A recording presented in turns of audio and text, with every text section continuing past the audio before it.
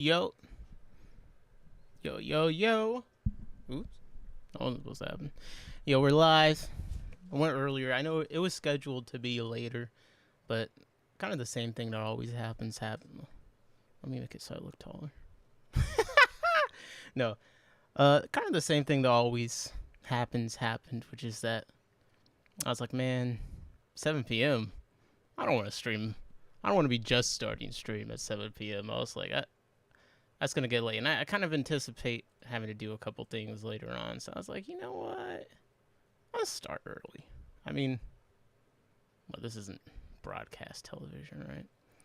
So I'm gonna hop into it. A little bit lazy with the topics today, as far as I was supposed to go over the shipping research thing the other day.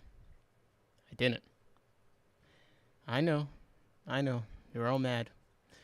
But things have been going well. I've just been trying to fulfill orders, been trying to breed fish, been trying to get my other work done, I've been eating a lot of fruit.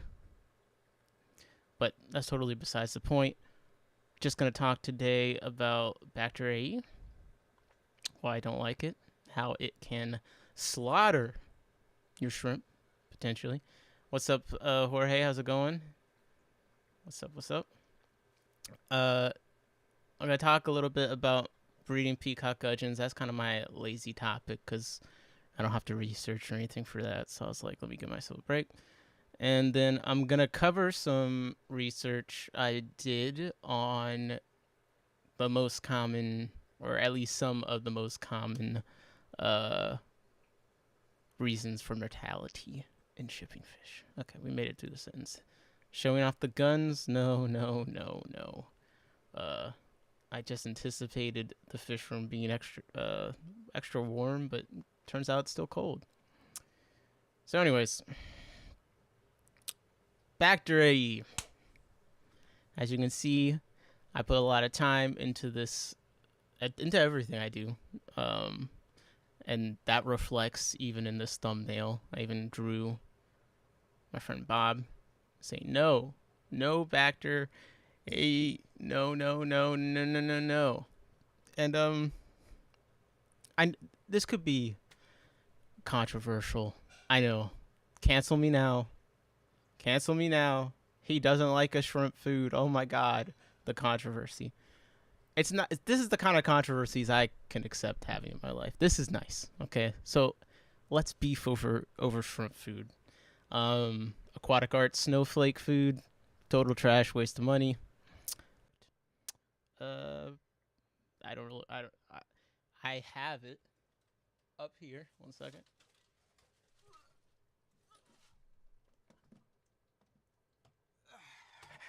Bacter AE. I haven't used it almost since I bought it, and almost since it killed a bunch of my shrimp, which I'll get into that. But the shrimp products, I like the Diner shrimp baby.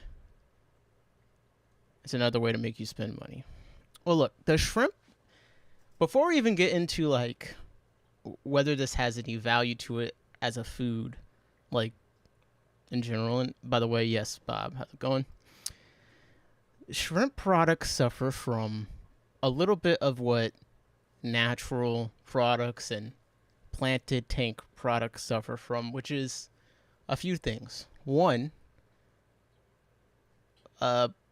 some pretty crazy prices just because it's kind of a new thing still and people don't really know what they should be paying for it. Two, products that are actually pretty specialized in the instances where you need them, but because they come across as being like, oh, this is the good stuff, this is the fancy stuff, even people that have no business using them want to buy them. The problem is those specialized products aren't always the best when outside of the use case that they're designed for. Is Bacter AE really that good? We're going to, well, I'm not even gonna, no. I mean, Bacter AE is a staple for my shrimp.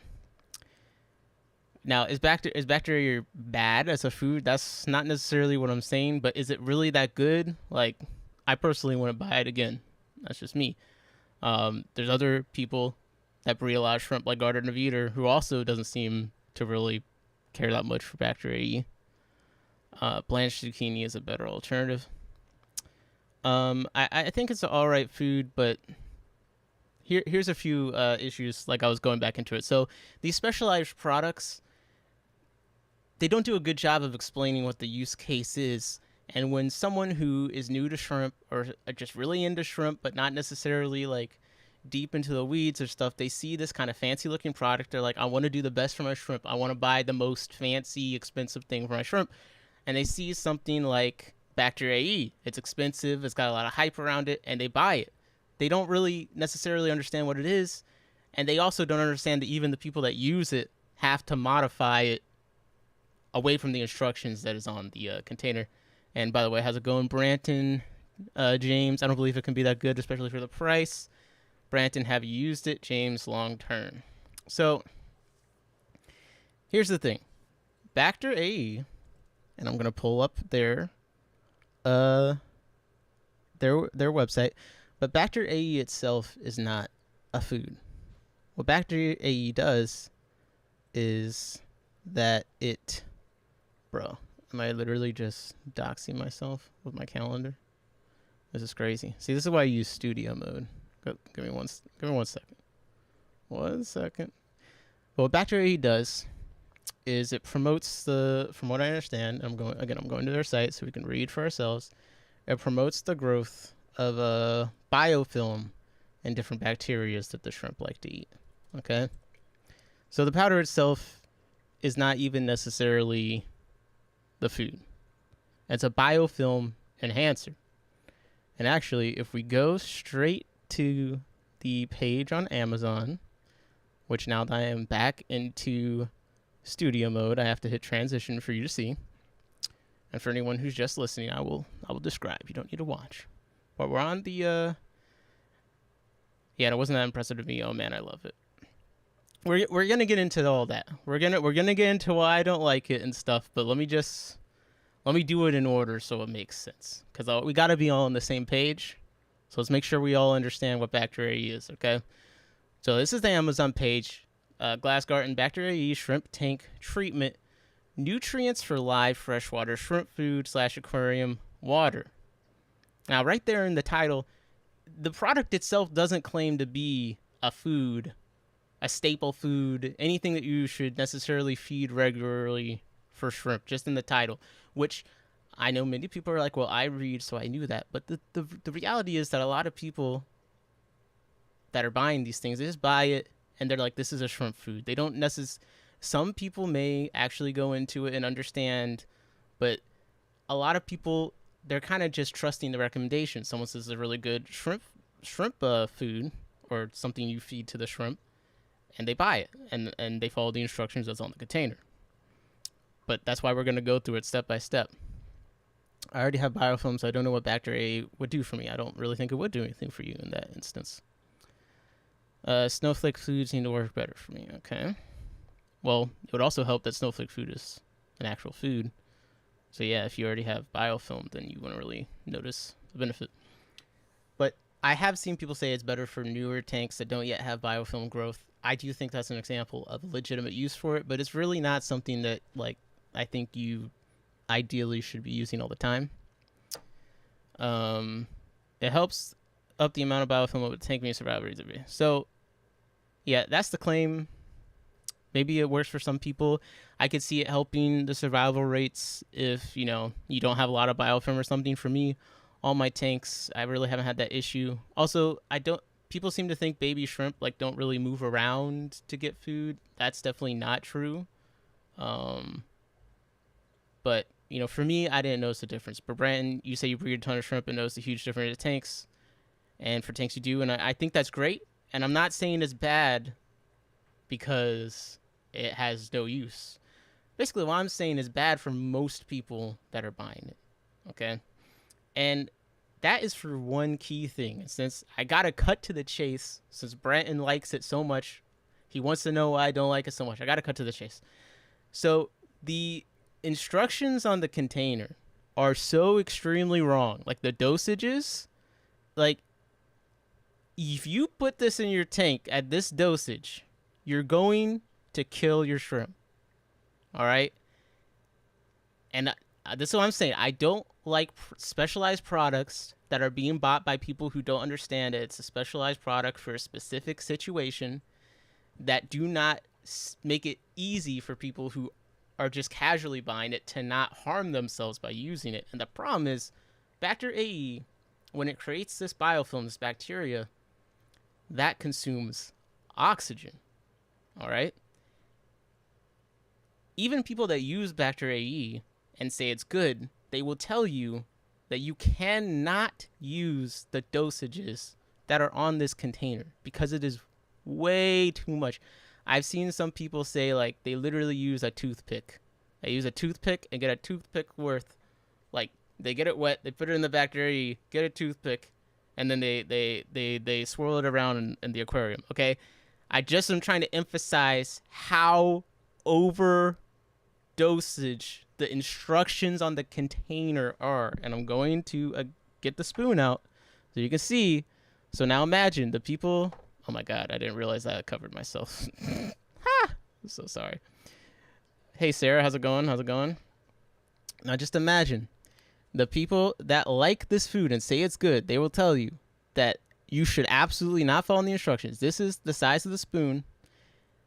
One of the main amounts I see people say is they get like a toothpick, get it wet, put it in there, and that's the amount they use for their tank. All right, just to emphasize visually how little you need to actually use it. You'll suck the oxygen right out of the water. I've done it. I don't think it's worth the cost, James says. Just for setting up your aquarium before adding shrimp. Yep, I agree. So see, I think we're on the same page of the fact that there is a legitimate use case for Bacter AE. There is.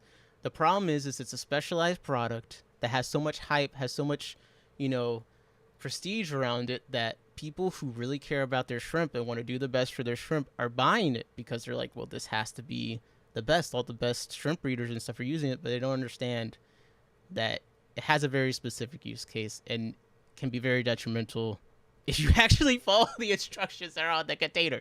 So as far as I'm concerned, when critiquing a product, there's absolutely no excuse. The instructions on the container should not harm people or kill their shrimp. But, Branton, he says he uses this. He loves it. He's bred tons of shrimp with it. He says in the chat, I've sucked the oxygen out of the water. I'm seeing here I've used it. I have sucked the oxygen out of the water. Now, and it happens relatively quickly, okay? And a lot of mystery deaths, there's a lot of people that I've seen them describing mystery deaths, and when I ask them if they feed Bacter AE, they say yes. And that's generally what's killing their shrimp, because like the parameters are fine. I don't see anything visually wrong. The shrimp, they're getting inactive. They're laying on the ground. They're doing that thing that shrimp do when they're slowly dying from something. And Brand says that's correct. They've killed 2 colonies with it before. So I'm just trying to emphasize, this is, you see people who use it, who like it, who say it's a good product, and still we have experienced, killing a lot of shrimp with it, and we kind of have a little bit more knowledge than someone that may just be getting into shrimp and are just trying to buy the best foods, right? Branton likes it because he's bare bottom. Pause. All right. So, yeah, it takes oxygen out of the water. It can kill your shrimp very quickly. The instruction amount on here is like extremely dangerous. Do not follow the instructions. You need very little. And all of these things compound because you think, okay, what's the average person that is trying to get shrimp? The average person that's trying to buy shrimp is someone that thinks they're cute and they want to keep shrimp. Okay. So they want to take best care of shrimp. Okay. They want to buy the best food. Okay. So we have this thing that is commonly has a misconception that it's a food when it's not. It itself says it's not a food. It's an additive. All right. So we're up to one problem. So we got new people or people that don't know necessarily any better buying this thing. It can kill their shrimp. They don't know. They don't know that you can't literally follow the instructions on the product that they just paid all this money for. All right. What increases the chances, besides everything I just said, of this going wrong? increased popularity of plants, increased popularity of filterless tanks. Imagine you have no sponge filter, no water disruption. You have maybe some red root floaters. You have plants and stuff. You put this in your 6-gallon shrimp cube. You've just killed your. You put the instructed dosage. You just killed your entire colony. All right. So for me, any product that will actually slaughter all of your shrimp if you follow the instructions, and I don't see any warning on the container about this. The only warning is that everywhere it continuously says that it's a water additive, it is not a food. That's the only kind of hint that something is going on here, right? It's a bad product. I'm sorry. It may have a legitimate use. It may be great when used properly, but this isn't really acceptable at all. Like, where is it acceptable for the directed instructions to kill the things that's supposed to be improving the health of? Where? So, like what I say, Bacter AE is bad and it kills shrimp. Well, I said Bacter AE sucks and it kills shrimp. Like, I just think those are factual statements. It does kill shrimp. Multiple people in here that use it and say that it is good have killed their shrimp with it. They still like it, but they have killed their shrimp with it. And I think it is fair to say it sucks because the instructions on the container are going to lead you down a very destructive path. So, gonna pause for a second, catch up with the chat, see what are you guys feeling so far? I know I'm going in, I'm going hard. But like, am I being crazy? Am I being unreasonable? I just feel like we can do better. I don't like Bacter AE. Okay, Rob said, okay, sorry, I'm way behind. James said, I'm sorry, Bob, I apologize. I still care for this product at all. Well, hey, you said that very politely. One measuring spoon per day is way too much, absolutely. And that's per 100 liters, which is how many gallons? 26 gallons? Yeah. And no, you wouldn't even need that much for 26 gallons. I feed a different glass garden food with a measuring spoon. I only do a sprinkle. All right. I didn't know they had other foods. Is that one actually a food, or is it also a water additive? Branton said, as far as shrimp food and not biofilm promotion, so actual food, I suggest Shrimp Baby by the same company. That stuff is gold. Okay. So we'll have to look at Shrimp Baby. I haven't tried it. Given that this product can kill an entire colony of shrimp, should not be allowed for any beginning shrimp aquarists. And Brand said, I agree with that. The marketing and packaging is lacking. Okay, so we're doing good here because the people that like it are agreeing with. We're on the same page. I think that we deserve better. I think we've all seen how horrible this hobby is at bringing in new people to it. It's already bad enough. Now we have one of the most popular things. Sorry, my internet just totally dropped out for a second. Now we have one of the most popular things, shrimp, and there's many products. I'm actually going to touch on another one that new people come in, they buy it for their shrimp and stuff, slaughters them, and this is one of them. Yo, everyone's saying hi. What's up, SC? The crew is in. All right. So honestly, this was a little bit faster than I expected because, I feel like that basically is it. Everyone seems to be on the same page. What's up, Jim? How's it going? But I just think that we need to start doing better as far as what we accept from these companies. It shouldn't be acceptable in this hobby that a product is being sold that does nothing to warn you of the dangers of it, that the instructions that it provides will lead you down a very, very wrong path. And that is very dangerous in the hands of a beginner, especially someone who they're literally just trying to get a feel for the cycle at this, you know what I mean? Like, and James said, didn't expect everyone to agree so quickly. Yeah, everyone agreed very quickly. Look, which is good because that means I'm not being unreasonable. But if you notice, this is going to be a theme with me because I have a lot of issues with things like this. I'm not a fan of gimmick products when they're free and natural solutions. It's like a balanced thing. I don't like gimmick products, but at the same time, I don't really necessarily feel like going outside all the time. I don't necessarily feel like collecting leaves. I don't think there's anything wrong with, selling some leaves, selling some natural stuff that you could technically go and get for free. I mean, we pay for convenience all the time. I could technically drive 15 minutes to pick up DoorDash instead of having it delivered. Delivery services are popular. I get it. But, there's a difference between a gimmick and just blatant irresponsibility. And I don't give a bro. I don't really fucking care. I don't. Hey, it's different over here in Germany. I don't even know what the excuse would be. Like, maybe that's why they don't care. They're so far removed from. But like, bro, this is horrendous, absolutely horrendous. And I feel like any other pet, bro. If there's a pet that just killed, if there's a food that just killed cats, if you fed it, or killed dogs if you fed it as directed.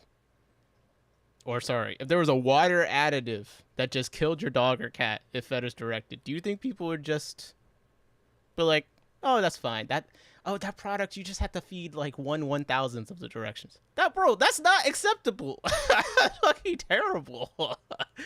So that is kind of like my issue with it. It's like there's no excuse. They really need to fix this, in my opinion.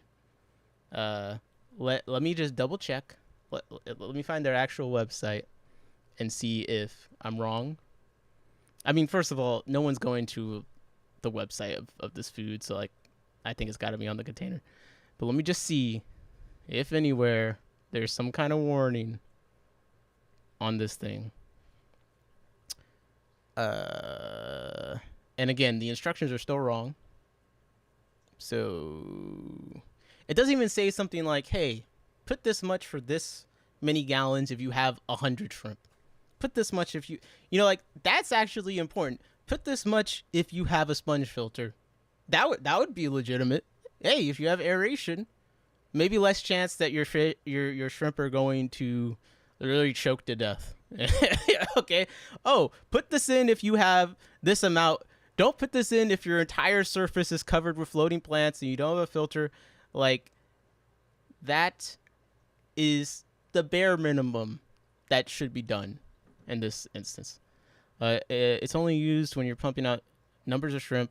A tank can't naturally support a large enough amount of, yeah, exactly. Again, specialized product that is, in my opinion, mostly being sold to people that have no business using it.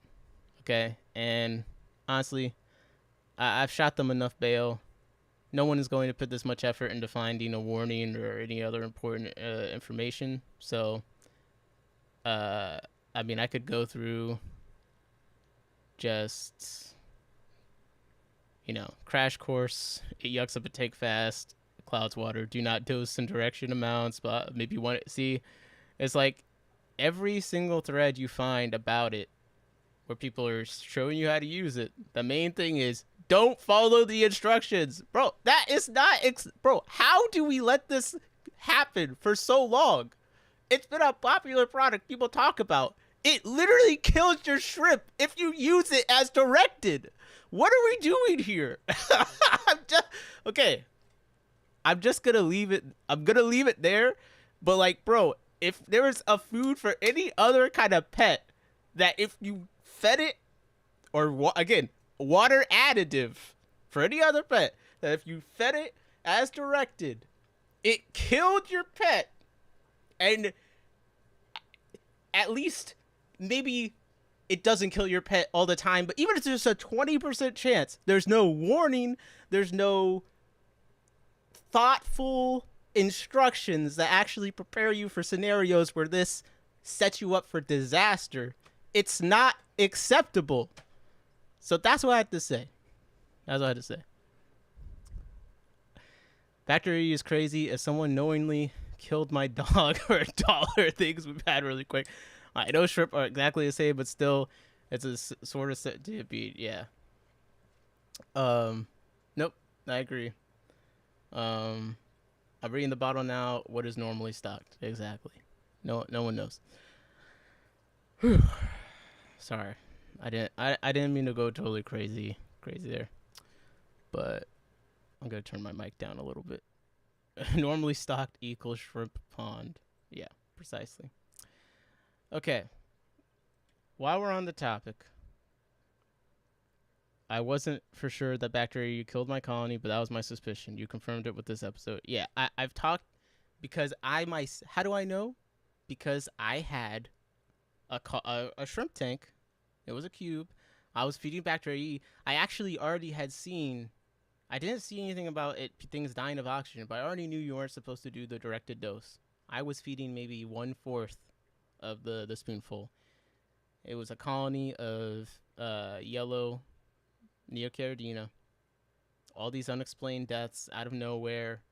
You know, a shrimp would be getting slow, it'd be lying on its side, it'd be you know what it's like when a shrimp's like slowly dying for lack of oxygen or just nothing visually wrong with it. Couldn't figure it out for days and days and days. I think it actually was a Garden Eater video that I randomly came across where he talked about the fact that this could happen. And the moment I stopped feeding Bacter AE, never had a problem again.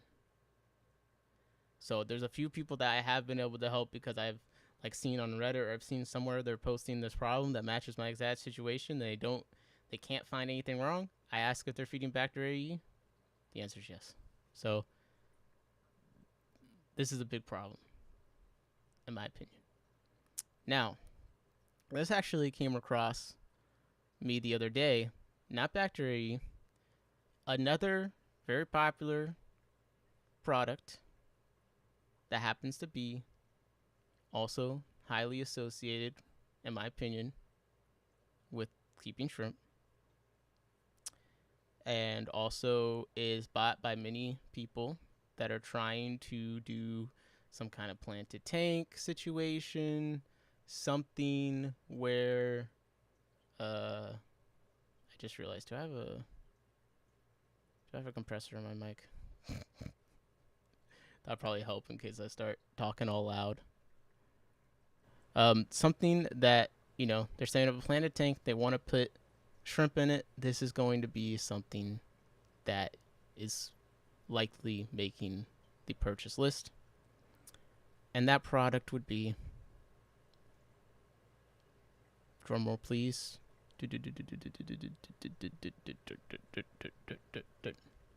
That product would be Fluval Stratum. Let's talk about Fluval Stratum, because this is something that I came across recently. Someone was asking me about if it was safe to put shrimp in their tank. Someone who had never had shrimp before, new aquarium person. I posted on AquaSwap. I was selling shrimp. They messaged me. They're like, "Hey, I live local to you. I want to come get some shrimp. There's a little bit. There's ammonia in my tank still." Well, actually, they didn't say that at first. They're like, "I've had my tank set up for 3 weeks. There's plants in there, etc. Would you put shrimp in it?" Now me, I'm like, well, if I had a tank set up for 3 weeks and I had plants in it, I would just put shrimp in it. I probably wouldn't even test it. I wouldn't even think about it. I just put shrimp. I'm sorry, that I wouldn't think about it at all. The shrimp has no bioload. Why would there be an issue there? I got plants probably from another tank. But before I got ahead of myself, I was like, okay, did you test the parameters? Like, okay, there's a little bit of ammonia. It was like 0.3, 0.5 or something, right? And they're like, it randomly spikes or whatever. And I'm like, okay, I'm trying to figure out what's going on. I say, hey, do a water change. Let me know what it is tomorrow. Like, it feels like you put a lot of work into this. 3 weeks. I wouldn't expect a tank with nothing in it to have ammonia spikes this high all the time. Like, you're not feeding it. It comes back. The ammonia's like bright. It's like 2. Okay, I'm like, what's going on? They got fluval stratum. Okay, fluval stratum is a very popular product, but just like we talked about with the Bacter AE, it is a specialized product. What do I mean when I say specialized product? I mean that it serves very specific purposes, and it has little to no use or even negative uses outside of a proper use case scenario. Now, on top of that, it is a product that is associated with, hey, I want to have plants in my tank. I need this plant substrate. Okay? I always see pictures of shrimp on this substrate. I associate this substrate with a successful tank that has shrimp in it, that has plants in it. What many people miss when they're looking up the cycle stuff and things like that is, yes, aqua soils can leak ammonia. Now, when you look up, let me just see. You look up a shrimp tank, all right? What are you going to see? Are you seeing a sand cap in many of these photos? Are you seeing a goddamn sand cap anywhere? Okay? No one understands that you need this, that people do the sand caps for a reason. All right? And if you don't cap it, it's gonna take a while before it's safe. I'm gonna move the mic further away. Before it is safe to put shrimp in, because it's leaking ammonia. The substrate itself has to cycle. And bro, look how much, this is 4-gallon freshwater shrimp tank. Bro, it's a mountain of substrate. They got deep substrates of fluval stratum, okay? Like, they're pulling up and emptying 3 bags of fluval stratum into a 2.5. Like, this shit's ridiculous. So, we got an intersection of problems, just like the Bacter AE. I do not use fluval stratum. Do you see green behind me? I'm not a plant person, okay? I'm not good at growing plants. That's not what I'm trying to say. The point is that I do not have any plant substrates, yet I have plenty of plants all around me. Why? Because the majority of plants that people are going to successfully keep anyway as a new casual aquarist are all probably going to grow just fine with some light and, you know, barring the potential possibility that your water parameters are so weird for whatever plant that it melts it. Most plants are going to grow and be all right. Most of the beginner plants are going to be fine without fluval stratum. In fact, depending on the plant, fluval stratum might not even be the best thing. You have no idea. You know, it depends on how the plant grows. We have another specialty product used for a specific case that doesn't do enough to protect new people from killing all of their shrimp, having a terrible experience. This person has done, I can tell they have a lot of anxiety about keeping the fish tank, keeping them alive. They're testing the water twice a day. They are trying so hard. They just want to keep shrimp. They want to do and have plants. They want to do the best thing. So they buy what is the best products. They're 3 weeks in, and their tank is toxic to shrimp. They don't know why. We haven't even gotten the shrimp in. They haven't even killed their shrimp with the Bacter AE yet. All right? So now they already have a bad experience setting up their tank because they have ammonia forever. They don't even know that it's because they have uncapped aqua soil substrate in their tank.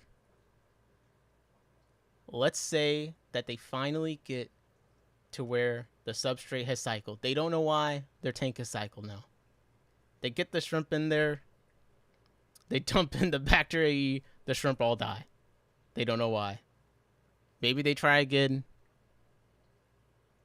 and the shrimp all die again. Do they want to keep each? So you see how these things stack up on top of each other. Some of the most popular stuff associated with having a successful planted shrimp tank. Most people would probably be better off never even touching it. They probably would have a much more positive experience. Now, just like the Bacter AE, do we see a warning? Do we see anything that was the product page from Fluval? Do we see anything that says, hey, for all the people,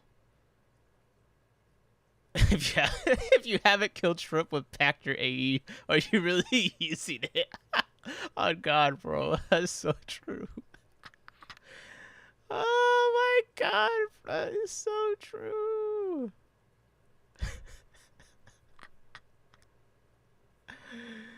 Okay.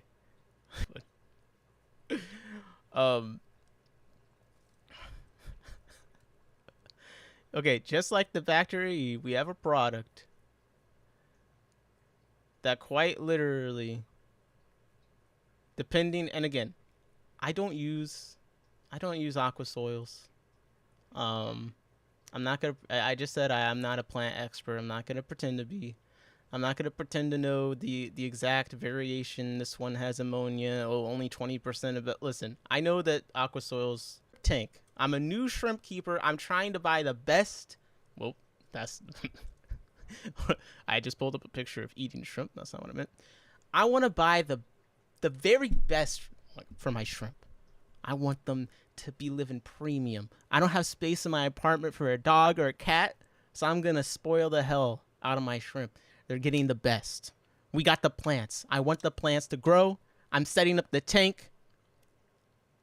Every single picture of a fancy shrimp tank has uncapped aqua soil in like a square rimless tank.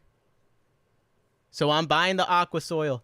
I'm not thinking, hey, do I want to wait however long it takes for the soil to cycle, or do I want to cap it with sand? Well, they don't know.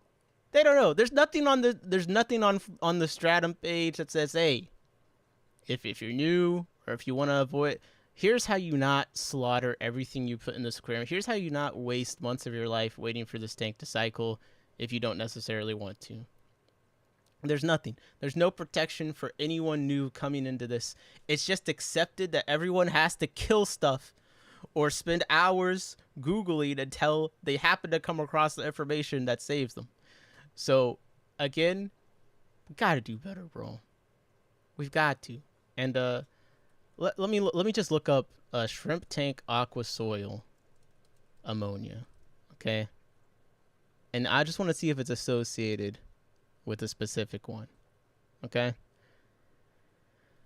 We got, okay, ADA aqua soil. We got aqua soil. Let's look at the ADA aqua soil page. And again, we haven't killed our shrimp with Bacter AE yet. We can't even put anything in the tank yet because, you know, the ammonia is bright green. All right, so we got aqua soil Amazonia version 2. It can be used widely from beginners to veterans. So they're already saying if you're new, this is good. So there better be something explaining to me what could go wrong on this page. If there's not, well, this video is private. That's not a good sign. Okay, so if I don't want to watch a YouTube video, I'm already screwed because there's nothing useful on this page that's going to protect me from potentially killing all my shrimp. In fact, the only warning here is that there's another product you might mistake for their product. That's what they care about warning you about. That you might accidentally kill every single thing, that the whole point of buying this is to help them have a healthy life. That's not even warned on this page. Okay, it's got to be in the video, right? It's got to be. Turn up the playback speed. God damn, some music from hell. Alright. We got the PowerPoint presentation. this is like those Amazon product listings where they buy everything off of Alibaba, and then they don't even shoot their own promo video. They just use a stock video. This is terrible. All right. They're capping. Power they're capping it, I believe. Or they're just mixing it together. Never mind. What the hell is happening here, bro? I can't tell. Okay, there's more additives. Bacter 100. Oh, great. Oh, nope. They're putting it back on top. Oh, okay. Nope. Nope. We're back on top. Bro, what the hell is this, bro? This is too much. Okay, and then look. Draw the rest of the fucking horse. Now we have a beautiful tank. Okay, so yeah. These companies are totally irresponsible. They're leading a systemic parade of potential fish, shrimp keepers in a hobby that, quite honestly, a lot of us want to do it to avoid stress because maybe we have a lot of stress in life. Maybe we're anxious people. I can be anxious. Working on fish tank stuff helps me calm down. Now, instead of that potentially beneficial effect, everything is torture because all the products that we're buying from the most renowned fancy companies are literally leading us to failure and destruction. Bro, you know how upsetting it is the first time you have to deal with a mass die-off of something? What if that's the... What if you experience that, like, before you've ever experienced anything good? Bro, I'm listing my take on Marketplace immediately. Okay, like, immediately. I'm gonna catch up with the chat. My shrimp eat when my fish eat works for them. Yeah, that's generally what I do. People also jump into keeping shrimp without knowing their neos and caridina that have different requirements. See, that's a whole other rabbit hole too, because where in this have they directed people to a resource where they can really understand that some of these soils buffer, but actually understand why and what that means and what that would be good for? Bro, these aqua soils are synonymous with an aesthetic shrimp tank. A planted shrimp tank. I'm seeing a Reddit post. For the first time, I want to buy some shrimp. Everything I see is going to lead me to absolute failure because I'm going to buy the products to recreate this look, and the products themselves do nothing to explain to me. Look, a picture of a crystal shrimp on the front does not tell a beginner, hey, this is a caridina shrimp. We're using it on the picture here because this is a buffering substrate that people usually like. No, that doesn't really cut it. You really do have to like hold people's hands to get everyone. Some people will get things the first time, but everyone learns differently. If you're selling a product that directly affects the health of living things, you should have all of your bases covered. Now,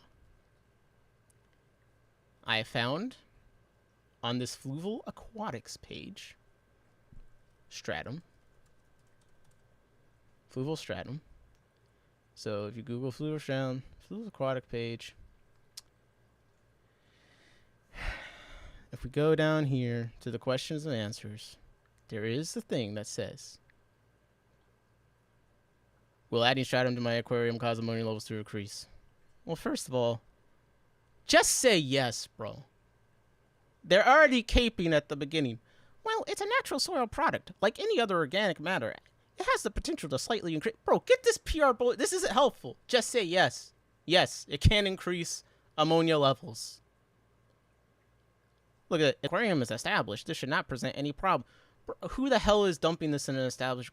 This shit is so stupid, bro. It's not explaining anything. What this should say is, if starting a new tank, typically your aquarium and substrate will be established within 3 to 8 weeks, or whatever it is. That's what it should say. Something like that. Instead, it just completely punts it. Says, yeah, just use an ammonia test kit. Keep testing your water every day. Not understanding anything about what's happening, not being able to put anything in it because the test tube is glowing in the dark.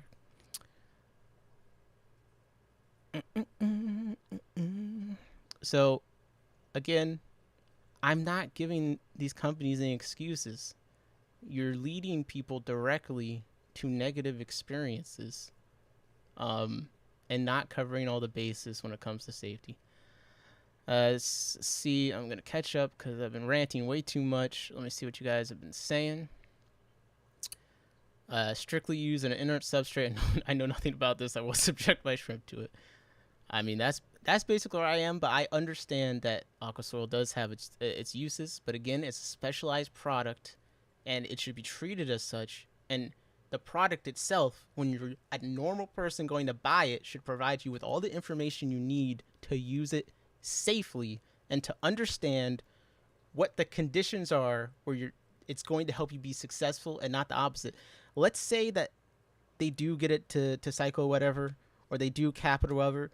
There's other things. Do you understand that if you go to rip a plant out or plant something in it, you could toss everything in there and cause ammonia? Like, there's so many different things with this stuff that you have to cover.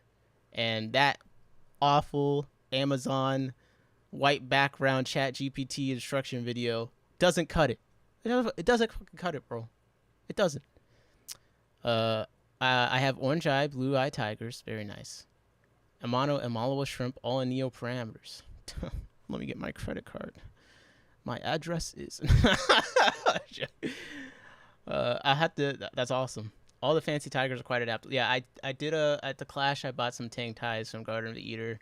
They're not like super fancy looking, most of them, but like I just did a kind of test, and yeah, they've been doing well for me just in my tap water. So I do want to try some fancy tigers soon.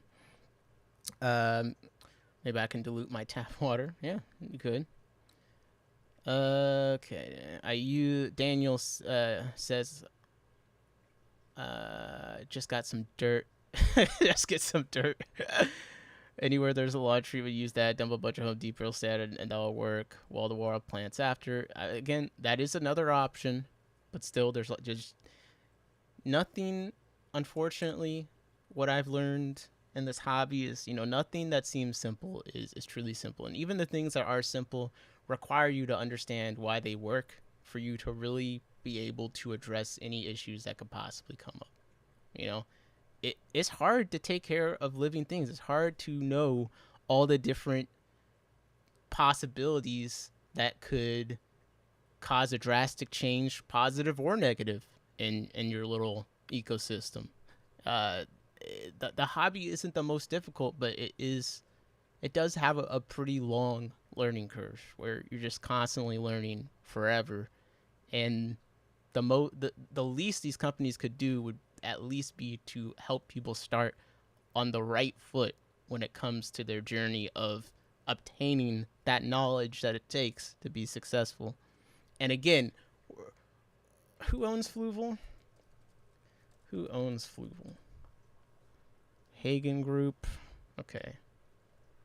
Who owns Petco? Is it by the same company? Well, the point is, we're not talking about some off-brand Petco dollar store discount.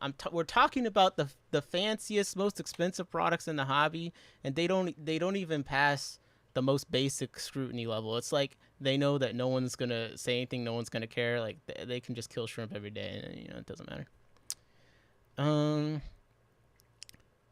I personally love Bacter AE, but I use it for Hillstream loach feeding. Yeah, it could be great for Hillstream loach feeding. And for anyone that missed earlier, the basic thing with Bacter AE is that regardless of whether it does have legitimate use cases, it's a bad product because, for one, the actual instructions on the packaging are literally dangerous to the health of the tank inhabitants. That's automatically bad product. That's not acceptable. And then number two, it's a specialized product. Most people really, let me not generalize too much, but there are a lot of people buying it that really have no business using it. I've worked shrimp competitions. A lot of people think they're just pretty and could hit a $50 shrimp with their Beta or Tetris. Oh my god. Bro, if I paid $50 for a shrimp, I'm paying $1,000 on the aquarium. I don't care if it doesn't make any sense. If I pay $50 for a shrimp, it's going to stay in the aquarium walls will be padded. Okay, I'll be damned if I kill a shrimp I paid $50 for. If it's an individual shrimp, much less if I paid for 10 of them. Okay, if I paid that much for the shrimp, then I may as well just make the aquarium out of gold, okay? Because that is the level of investment that you may as well put into it at that. Like, you gotta breed and sell them, sell them at that point. I've noticed when young hill streams are more of a biofilm feeder. I have Gastромyzon, not Swillia, but yes, yep. Yeah, hill streams are really fun. I got a breeding colony of hill stream loaches in this tank here. I got a bunch of rocks in there from like Home Depot, like river rocks, stacked up, and they just do their thing, man. Hey everyone, I have a couple new minute shorts on my page if anyone wants to see what my 40-gallon community tank looks like. Let's see what this looks like real quick, if I can. Real quickly. While we're here, I'll take a break from ranting. We'll look at a nice tank. How about that? Oh, look at that snail has a very nice shell. Good work. We're seeing that's not a rabbit snail, right? I forget. I think it's another one. I could be wrong. Then we got some chocolate coolie loaches. Oh, the title literally says rabbit snail. I'm an idiot. Rabbit snail and coolie loach hanging out. Well, the nice thing is, you know, you're one of those people that when someone says coolie loaches, you never see them. You're gonna show them this video and be like, look, the coolie loaches are right here. Thank you for sharing. We all love a good look at a little bit of friends. Although you did say that there are shorts, so I'm just realizing I probably missed the one you're actually wanting us to look at. So let me just go to shorts. There we go. Ah! I wasn't ready for that. Damn.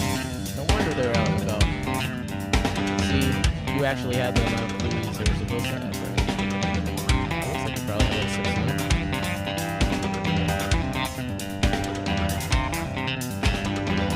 Trying to get the charger. Got some rainbow fish. Rainbows are lovely. They're so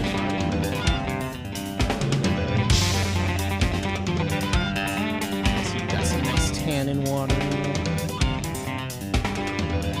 The jungle valve's going crazy. It's like curling on itself.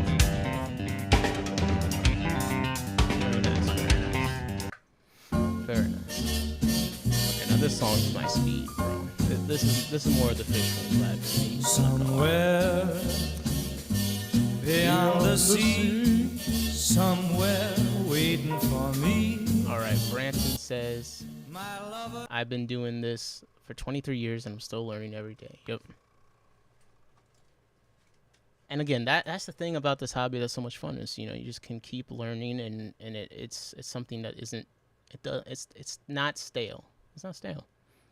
I fell in love with building ecosystem in my tank, low tech and low maintenance. Using tons of fast growing plants was the best decision I made. Yeah, it's a lot of fun. He said, watch their shorts. Yeah, see. I'm an idiot. Yeah, the rabbit snail had a very nice shell though, so good job. It's the oldest creatures in my tank. Thanks for the watch. No problem. I would like it, but I'm in incognito, so I'll have to go back and like it. Later.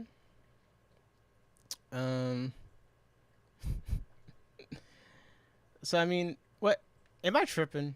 Like, I feel like we're on the same page about Bacter AE, but like, do you get the point that I'm making here with like the fluval stratum too, and how it all piles onto each other? Like, I just want us to go out to set some better standards. It shouldn't be this easy to kill your pet using expensive products. Like, again, this isn't like some Dollar Tree stuff. These are like prestigious companies products that are associated with high quality, and they do an extremely low quality job of setting people up for success using them. And I really don't understand how they've gone away with it for this long. So that's kind of my thing on Bacter AE, and then a little bit of fluval stratum I just threw in here too. What do you guys think? Damn, Brandon, you're old. Oh my gosh, bro. You guys are always age shaming there. You know, everyone's gonna be old one day, hopefully.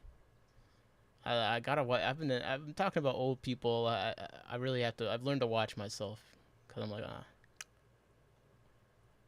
it's gonna come back around on me. Gosh. Okay.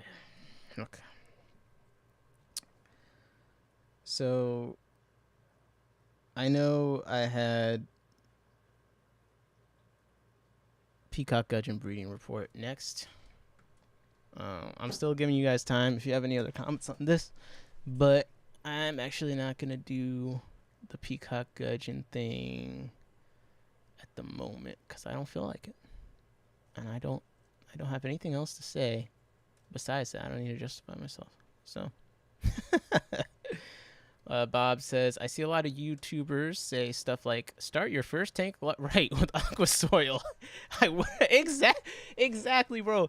These people go, let's start off your experience right. Let's set you up with all these specialized products with very specific use cases and parameters for success. It's like telling someone, yeah, bro, you should set up a father fish tank for your first tank. Then they're like, well, I want to grow plants and have it look nice, and I want to have a tank that has more than 2 fish in it. Yeah. You're not setting people up for success at all. I do not think by throwing them in the deep end for their first tank with aqua soil and products like Bacter AE that literally, if you follow the directions, will kill all of your inhabitants, your tank inhabitants. Like, but you know, I'm just gonna say it now, because I'm gonna say it again. But one of the real problems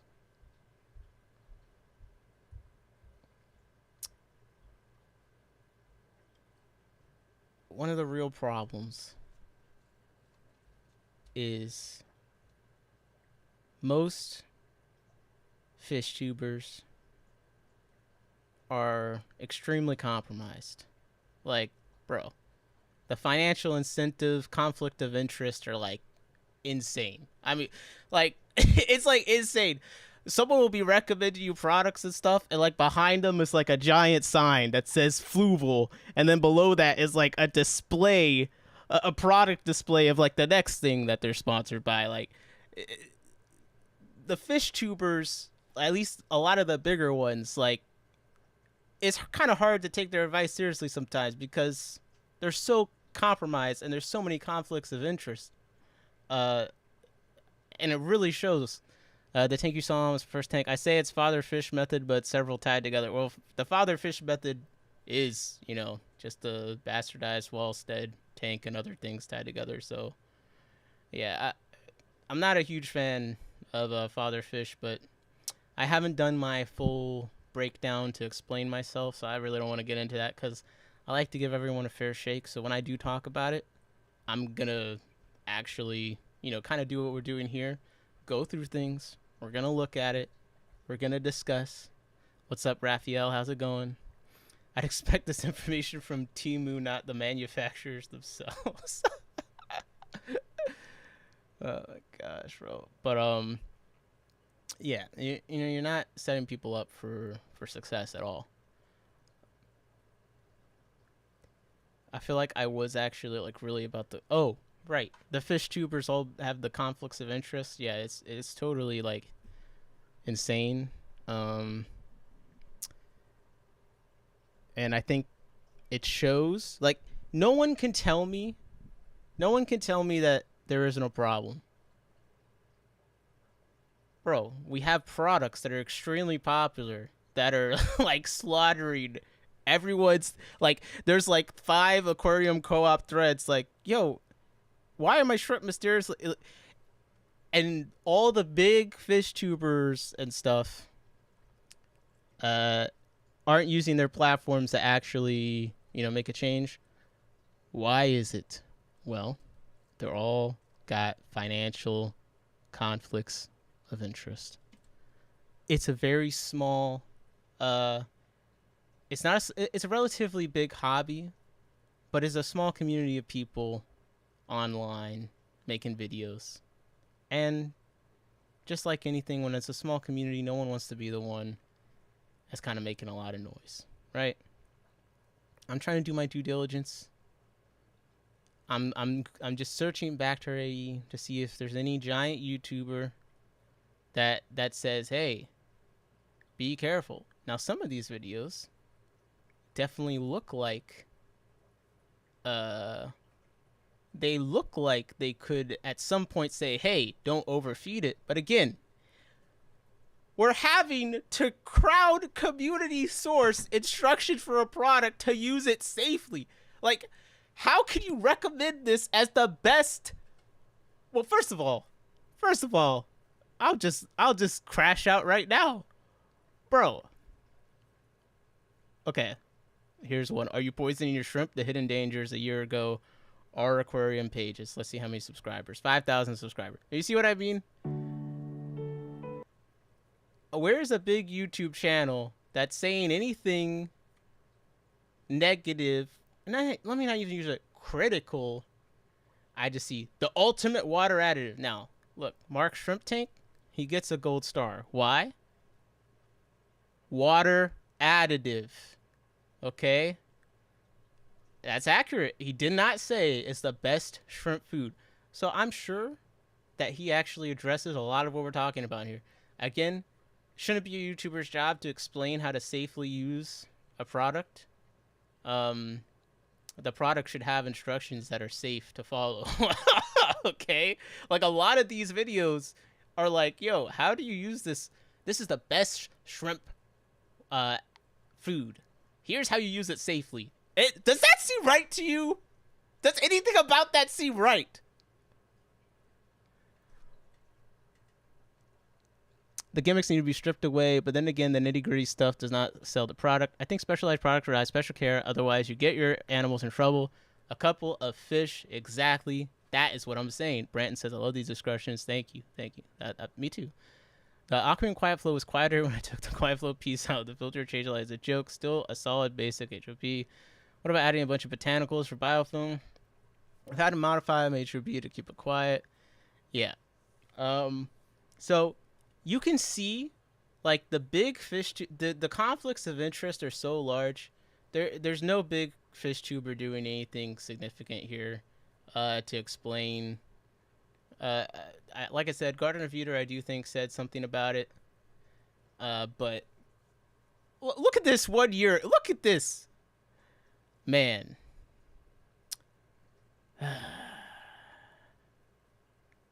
I got a little excited because I misread something, but also, like, I'm actually shocked that I'm not seeing more, like, hey, be careful. Like, in the title, be careful.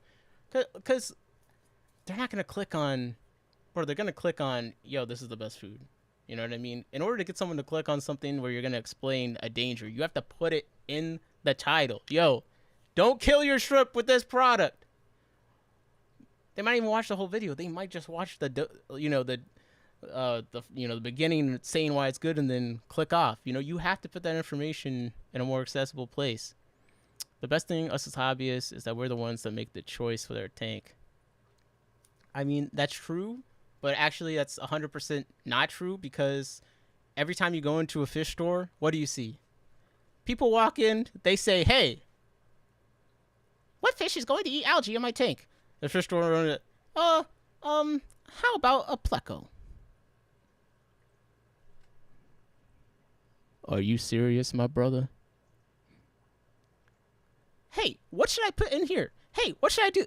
Bro, look, I know we're on YouTube and stuff where, like, we make our choices, but a very large amount of people buying aquarium products, they go into the store and they ask the store employees, hey, what should I buy? Okay, are they technically making the choice to buy it? Yes. But a lot of people rely on not just, people on YouTube, but employees and people in person to tell them, even if they've had an aquarium for a while. Bro, I go to my local fish club meetings. Sometimes people ask me questions. They have fish tanks longer than me. Bro, I don't know. My point is that this is a collaborative hobby. We ask people for their recommendations. And a lot of time, we just follow it. So, we do make choices for our tanks. They might as well sell them a toothbrush and some fingers so they want to deal with algae. Yeah, exactly. Like, we make choices with our tanks, but the reality is that a lot of people just go off of what they're told is best to do. Now, I'm trying to freaking find. Now, first of all, this is funny. So check this out. One day we'll get to the point where I can say clip this and someone will clip it. Yo, clip this. This hobby is so messed up when it comes to like YouTube videos and conflicts of interest. This is an ad. I searched Bacter AE. We have here an ad. It's also a horrendous ad. I don't know why it says Bacter AE. We don't even see Bacter AE here. Flip Aquatics sponsored. No, they just wasted their money. Almost no one is going to click on this. The thumbnail is just horrendous. Okay, so Flip Aquatics is advertising under a search result for Bacter AE. It says Bacter AE in the title. We go video from 7 years ago. Flip Aquatics. Best foods for breeding shrimp. Top 5 shrimp foods. Bro, are you serious? Are you serious? Now, here's going to be the argument. Well, of course, they're only selling foods that they think are the best. So, of course, it's going to be on the... No. I'm sorry, no. Okay. Look at Corey Aquarium Co-op. He has extreme foods on his page. Amazing food. I don't know how long he's going to have other foods on there until he can replace them with his own foods. These people, they're selling other people's stuff because they don't have it themselves. If Flip Aquatics had a Bacter AE, they wouldn't sell Bacter AE. They'd sell whatever they have an equivalent of. Again, it's not a shrimp food. It's a water additive. I know that seems like nitpicking. I know. And I know it's 7 years ago. Most of these videos are old. Because it's an old product. No one has done anything to improve the fact that this product's instructions on the physical container are unfollowable. It's been 7 years. What are we doing?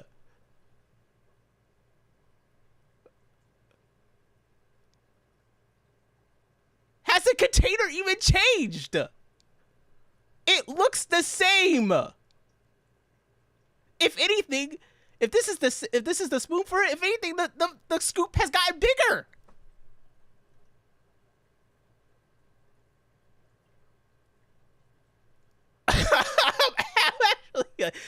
But again, no, it's not nitpicking to say it's not a shrimp food. First of all, it says multiple places on the container that it isn't a shrimp food. It says it's nutrients for shrimp food.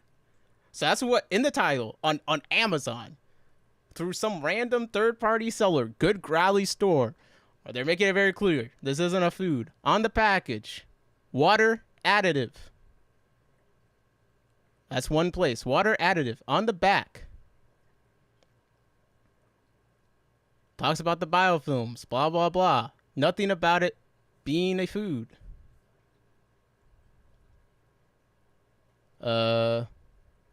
Nothing about it removing the oxygen from your water that I can see. Again, if I'm wrong about something, someone tell me, I'll take it all back. Because I'm not dug in on this. I'm open to new information. I am. I'll change my opinion in an instant. But you can't be a distributor for a food for a water additive and call it the best food when it doesn't even call itself a food. That's part of the problem. People are feeding it like a food. If you told someone, hey, here's a chemical, only put this much in the water, I bet they're not going to go too much over that. Now, let's just be very honest. And I'm speaking about myself here, so if you're not included, fine. But a lot of people, when you say, hey, feed this much of this fish food, and you look in the aquarium and in your mind you're like, man, there's a lot of stuff in there. I know I should only do this little pinch, but I'm gonna do a bit more. Cause it's the food. That's just how I think, and how I think a lot of people think. So it actually is very important on a safety front to keep emphasizing that this is not a food, because that does affect how people use it. So again, 7 years. We've got people in the last 7 years that have had a lot of success making videos on YouTube. Flip Aquatics, 2 years later, so now 5 years ago. What is going on, Shrimp Keeper? In the description,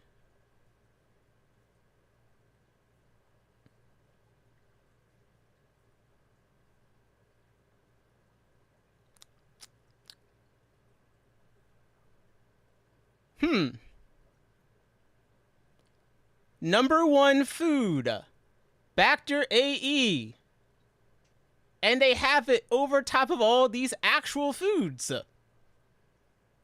Bro, they can't even read the product, what the product is saying. Look, shrimp baby, breeding food for baby shrimp. All right, that's a food, clearly. Shrimp dinner, main food. Okay, clearly a food. Mineral junkie, mineral food. All right, we're eating.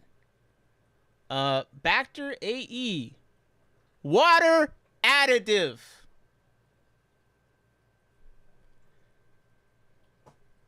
Can I rest my case? I mean, my God. Listen, I know you're nitpicking. I'm not, bro. It's a difference. It's a big difference. And even on the margins, it definitely is the difference between someone potentially being more likely to fail than to succeed.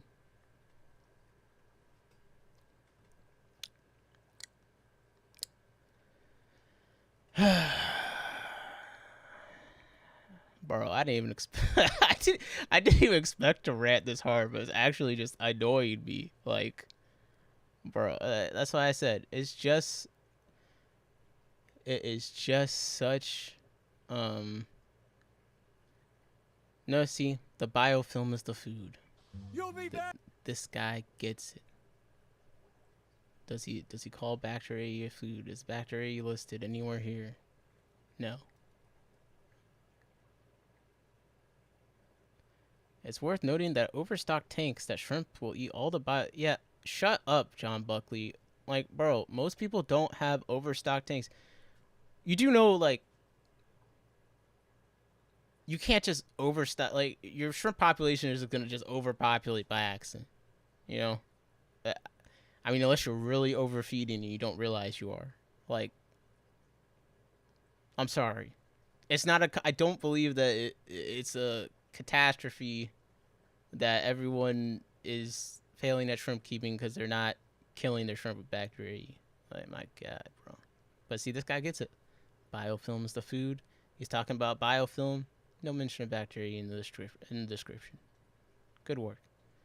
Let's look at Shrimply Canadian. Shrimp are 10. This seems like a very reputable business. Now again, when I got into the aquarium hobby years ago. not the largest subscribers. I'm sure they're very good. I'm sure they're very competent. Don't know why I gotta sign up to look at this website. So I guess we're not looking at the website. But yeah, you seen the problem, the systemic problem. 10 essential fish foods. Bacter AE is the first one. Microorganisms, amino acids, and enzymes to your tank. People food for adult shrimp. Also, like, look at this. enhances water quality. Like, bro, you say, again, there's some things you say where people are going to be less cautious and just dump the shit into their tank. So, you said it's a food, and you said enhances water quality. Why would they ever think that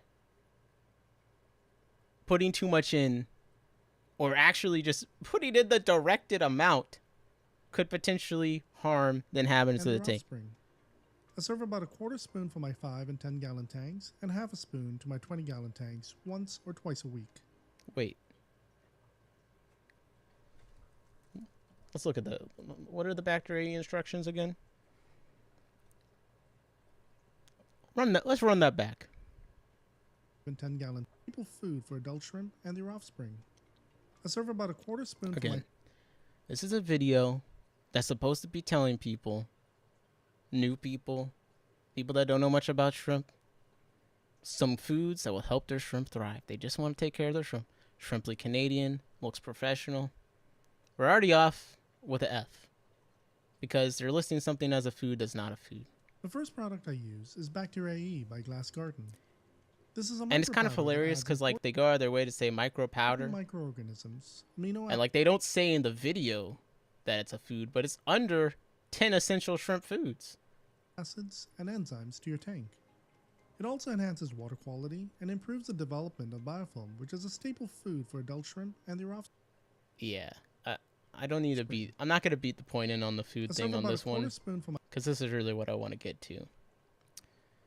So, my 5 and 10. I serve a quarter spoon for my 5 and 10 gallon tanks, and half a spoon to my and a half a spoon to my 20 gallon tanks once or twice a week.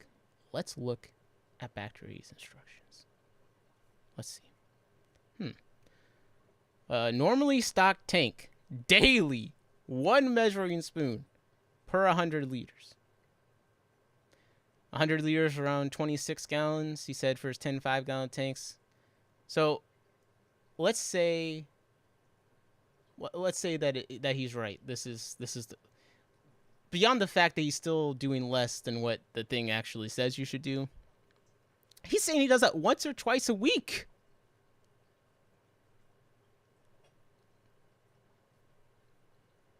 This says you should do it every day.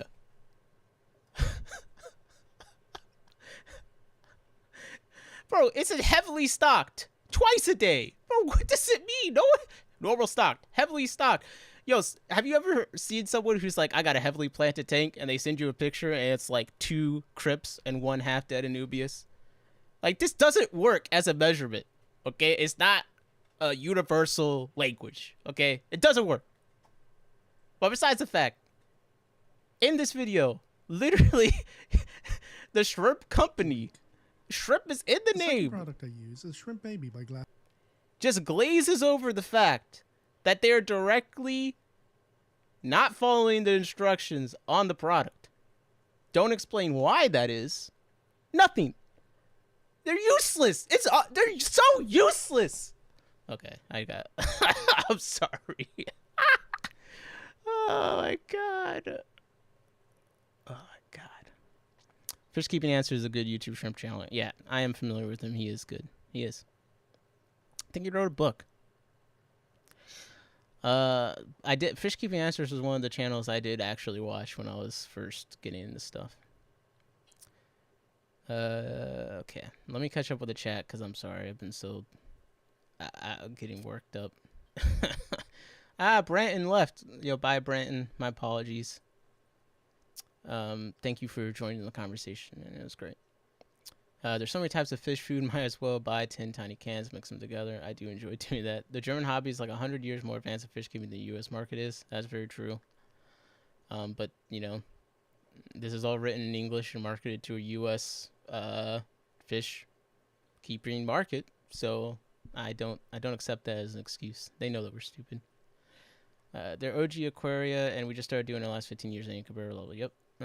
Again, I agree, but, you know, company's got to be responsible. Weird that one doesn't say to do half doses, but mine does on the label. Okay. Maybe let's look at the label for the one on their website and see if that says something different. Because that's a good point.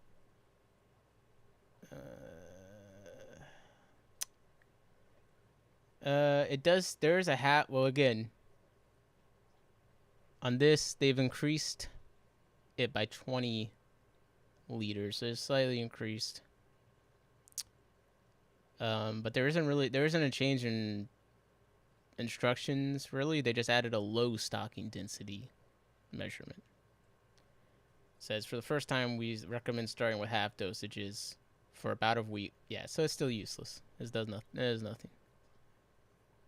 Still 100% useless. I agree. Listen to old masters if they're not peddling product, and seriously try to educate. Then it's foolish not to listen to old wisdom. People 1,000 years ago cut fish false than we. I mean, it's all like a mixed bag. You know what I mean? Something's better, something's worse. Mine and box head drops O2, and one can says small doses in tanks. I mean, I got the container here.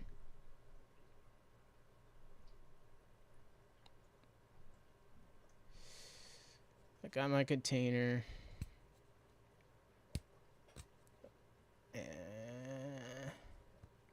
Part of it's covered by this thing, but nah, I'm not seeing that.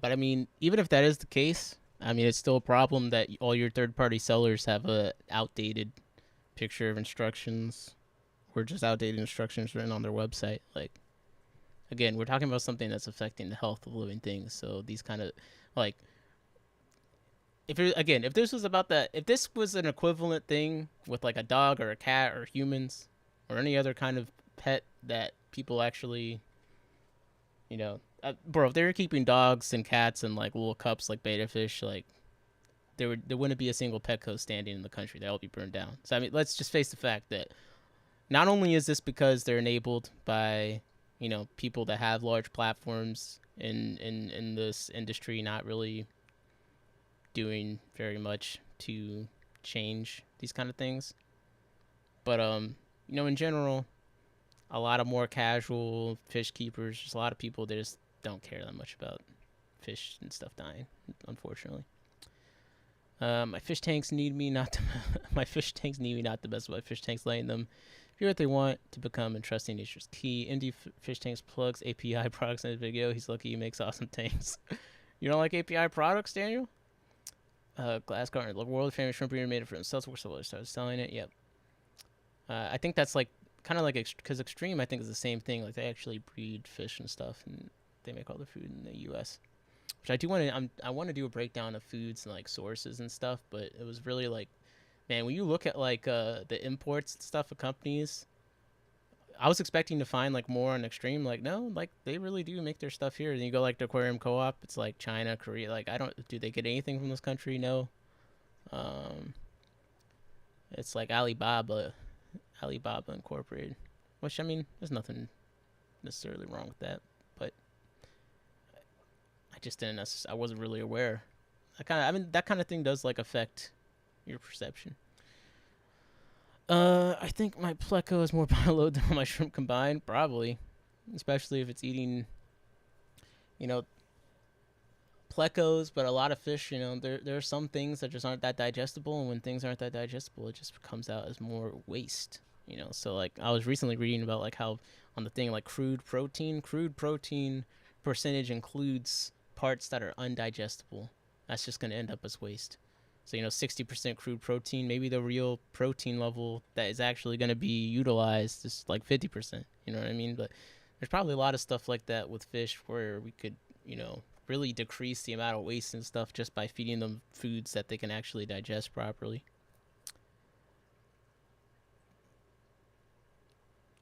I don't know which one you're saying is a food, but if you're talking about Bacter AE, like it says itself multiple times, it's not a food.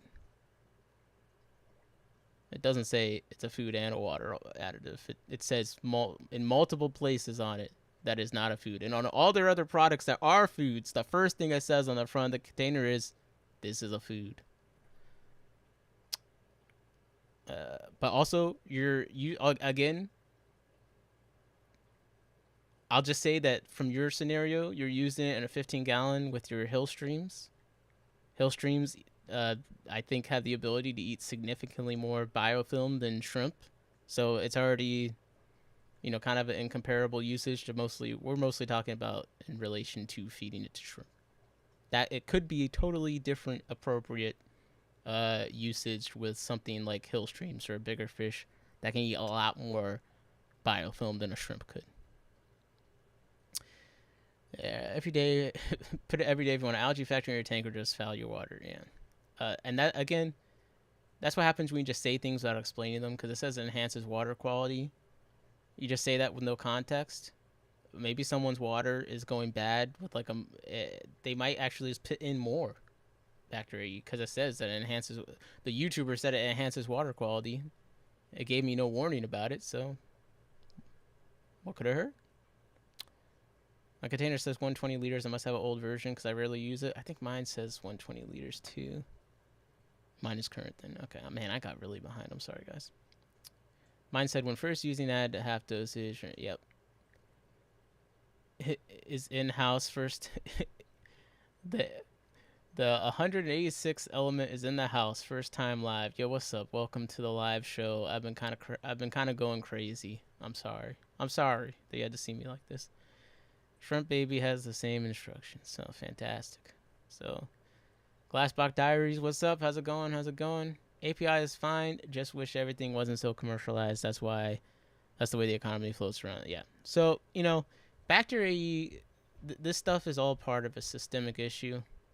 This isn't nitpicking. Like, this is a product with legitimate health and safety issues where not a single, every video that says it's the best food, what's the first thing they tell you?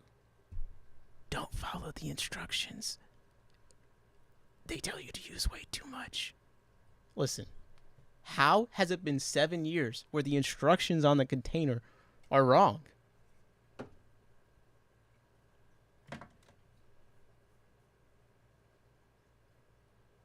We got people saying it's the best fish food. We literally got we're literally getting an advertisement for Flip Aquatic selling Bacter AE right over top of the video of them saying it's the best fish food. And again, I'm going to do it again. All their other products from this company emphasize the fact they're foods very clearly. This is the only thing that says, and it goes out of its way to say I'm not a food. Yet everyone selling it and slinging it on YouTube seems to have missed. I agree. I think at the roots, it's a capitalist mindset and product design for everyone here in front of you. Yeah.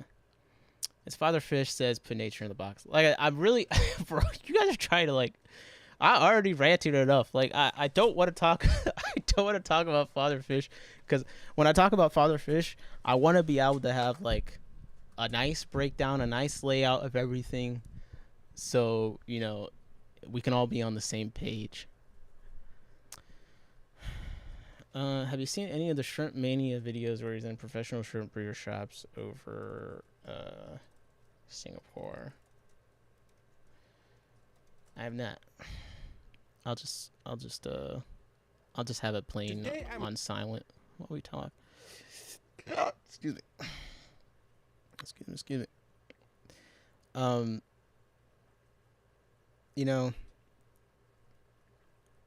What is something in other places in culture we've heard a lot recently when it comes to people with platforms?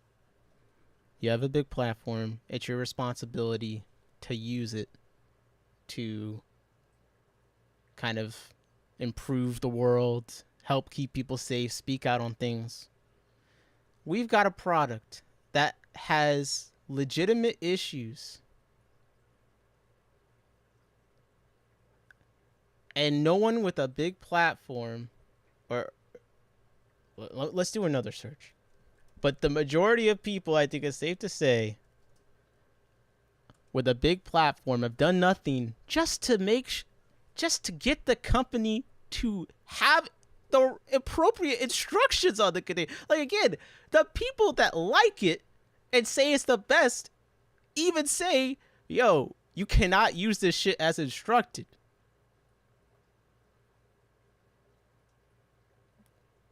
they're selling the product. They have a relationship with the company. None of them have used that to, I don't know, make it so every shrimp tuber doesn't have to make a Bacter AE video where they talk about appropriate dosaging. Are you fucking kidding me? So, like,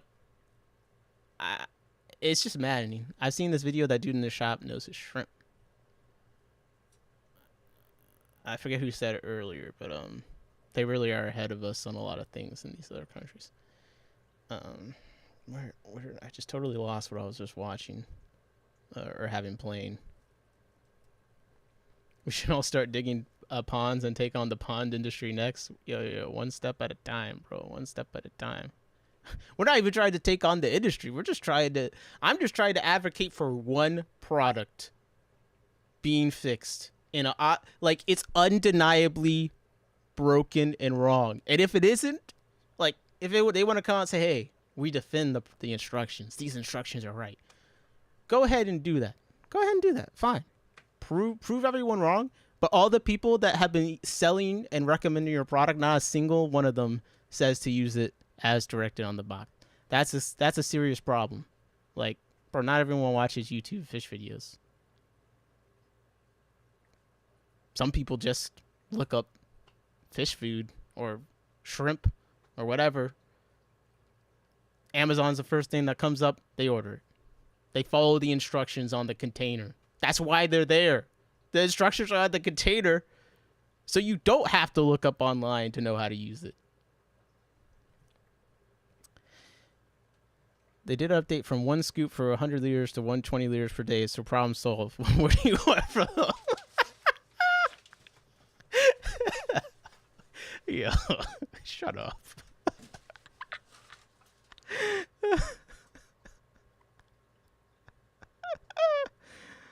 Oh, bro. You guys are so funny.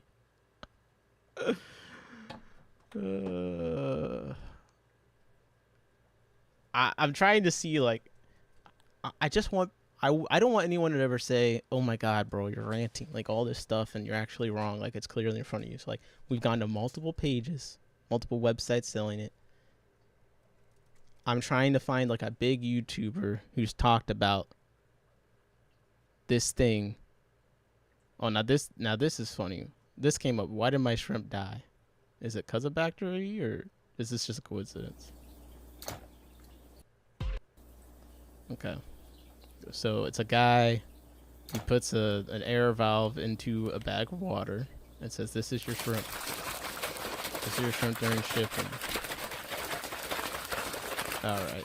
This is some fear mongering stuff. What kind of why is this coming up when I'm searching Bacter AE not safe? That was an extremely strange video in general.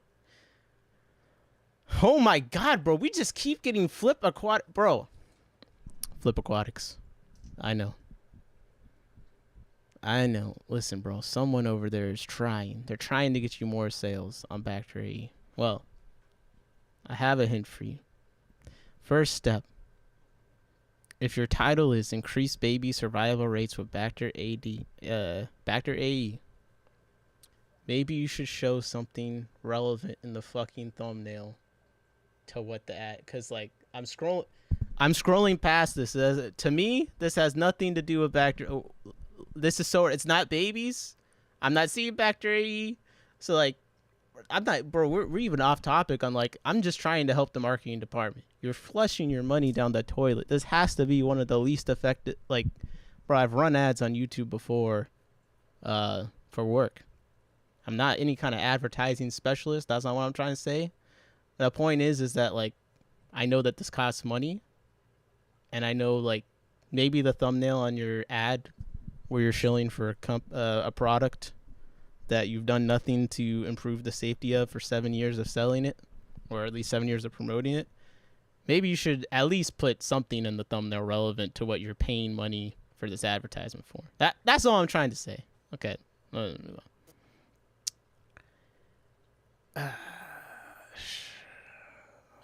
not watching. Should you, again, I searched Bacter AE not safe. Okay, can we close the case? Can we close?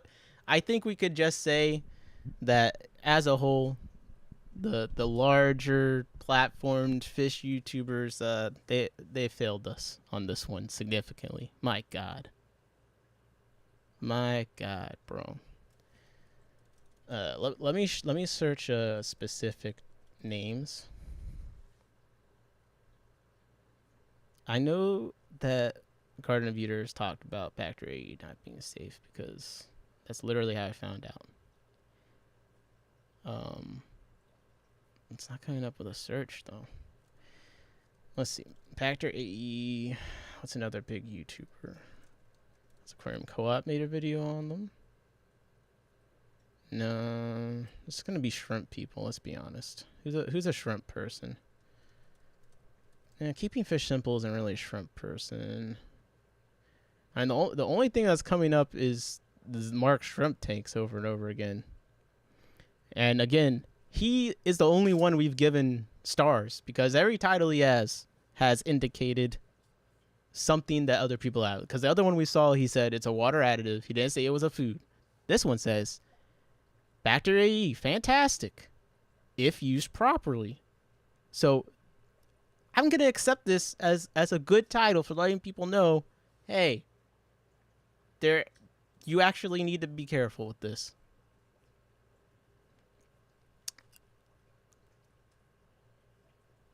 You said Grant doesn't care for it, yeah, and he actually mentioned it in his talk at the Keystone Clash too. So I'm giving Grant stars on it as well. They do lives. They don't really do a ton of YouTube videos, so it's not even like, that's not the kind of person that I'm talking about anyway. Wow. Okay. Well. Yeah, we talked about fluval stratum doing ammonia. Let's see how many people have talked about that. Hey, first result, Glassbox Diaries. Who's in the chat? Okay. Listen. Let's see. Let's see if you're setting people up for success, man. I'm sorry, I gotta do it. That's why Can't be a Royal hypocrite. Canin makes over 60 breed formulas If you tailored want to meet good them. shrimp information, And go to at Shrimp PetSmart, earn Sanctuary. $10 in savings when you spend Glassbox 60 Diary on said, I'm Royal pretty sure Canin Mark dog Shrimp food. Tank doesn't use Bacter AE anymore. I remember PetSmart, talking about it on live anything stream for for most pets. bad. Interesting. Okay, if you can find that, let me know the title. Fluval stratum is one of the most popular aquasoil products in the aquarium. Damn it, bro! I forgot you got the accent. I feel like anyone with the accent on the aquarium videos. Hobby today. It's cheap, Plus 50 widely trust. available, and I already produced think by they're more one of the most competent than me. trusted brands in the industry. Let's start with a product overview. Now, on fluval stratum. how we're evaluating this?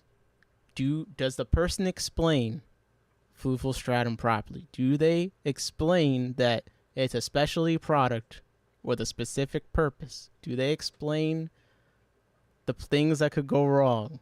Do they make it easy for someone new coming in to use it to have success and to not slaughter all their shrimp before they've even gotten to killing their shrimp with Bacter AE? Let's see. Fluval stratum is made from soil that's sourced from Mount Aso in Japan. It's marketed as being a mineral-rich volcanic soil, but Fluval don't say exactly what minerals are in it and use a proprietary mix line on their website. Anyway, Whoa. Sorry. Do you guys get that? as being a mineral-rich volcanic soil, but Fluval don't say exactly what minerals are in it and use a So this person's already off to a great start because I love me some critical scrutiny here. proprietary mix line on their website. Anyway, I don't worry too much about the mineral content in it. Fluval is even low in ammonia compared to other. Yeah, no, you're all right. You're all right. We did go through ADA and the other ones, and they also had pretty much not a lot of useful information to prevent people from running into those kind of issues. Right out of the bag because plants will eventually use that up and I want my tanks to last for as long as possible. So what's more important to me personally is the cation exchange capacity, or CEC, which is the ability for the soil to soak up nutrients from fish waste, leftover food and other debris in the tank over an extended period of time. This essentially lets the aquasoil replenish its nutritional value and last far longer. Look at these explanations. In my experience, this effect only lasts a couple of months and I Okay, has 1 a second. buffering ability which will release hydrogen ions into your tank's water column and lower the pH level. However, in my experience, this effect only lasts a couple of months, and I've seen a couple of other people report the same. Fluval say So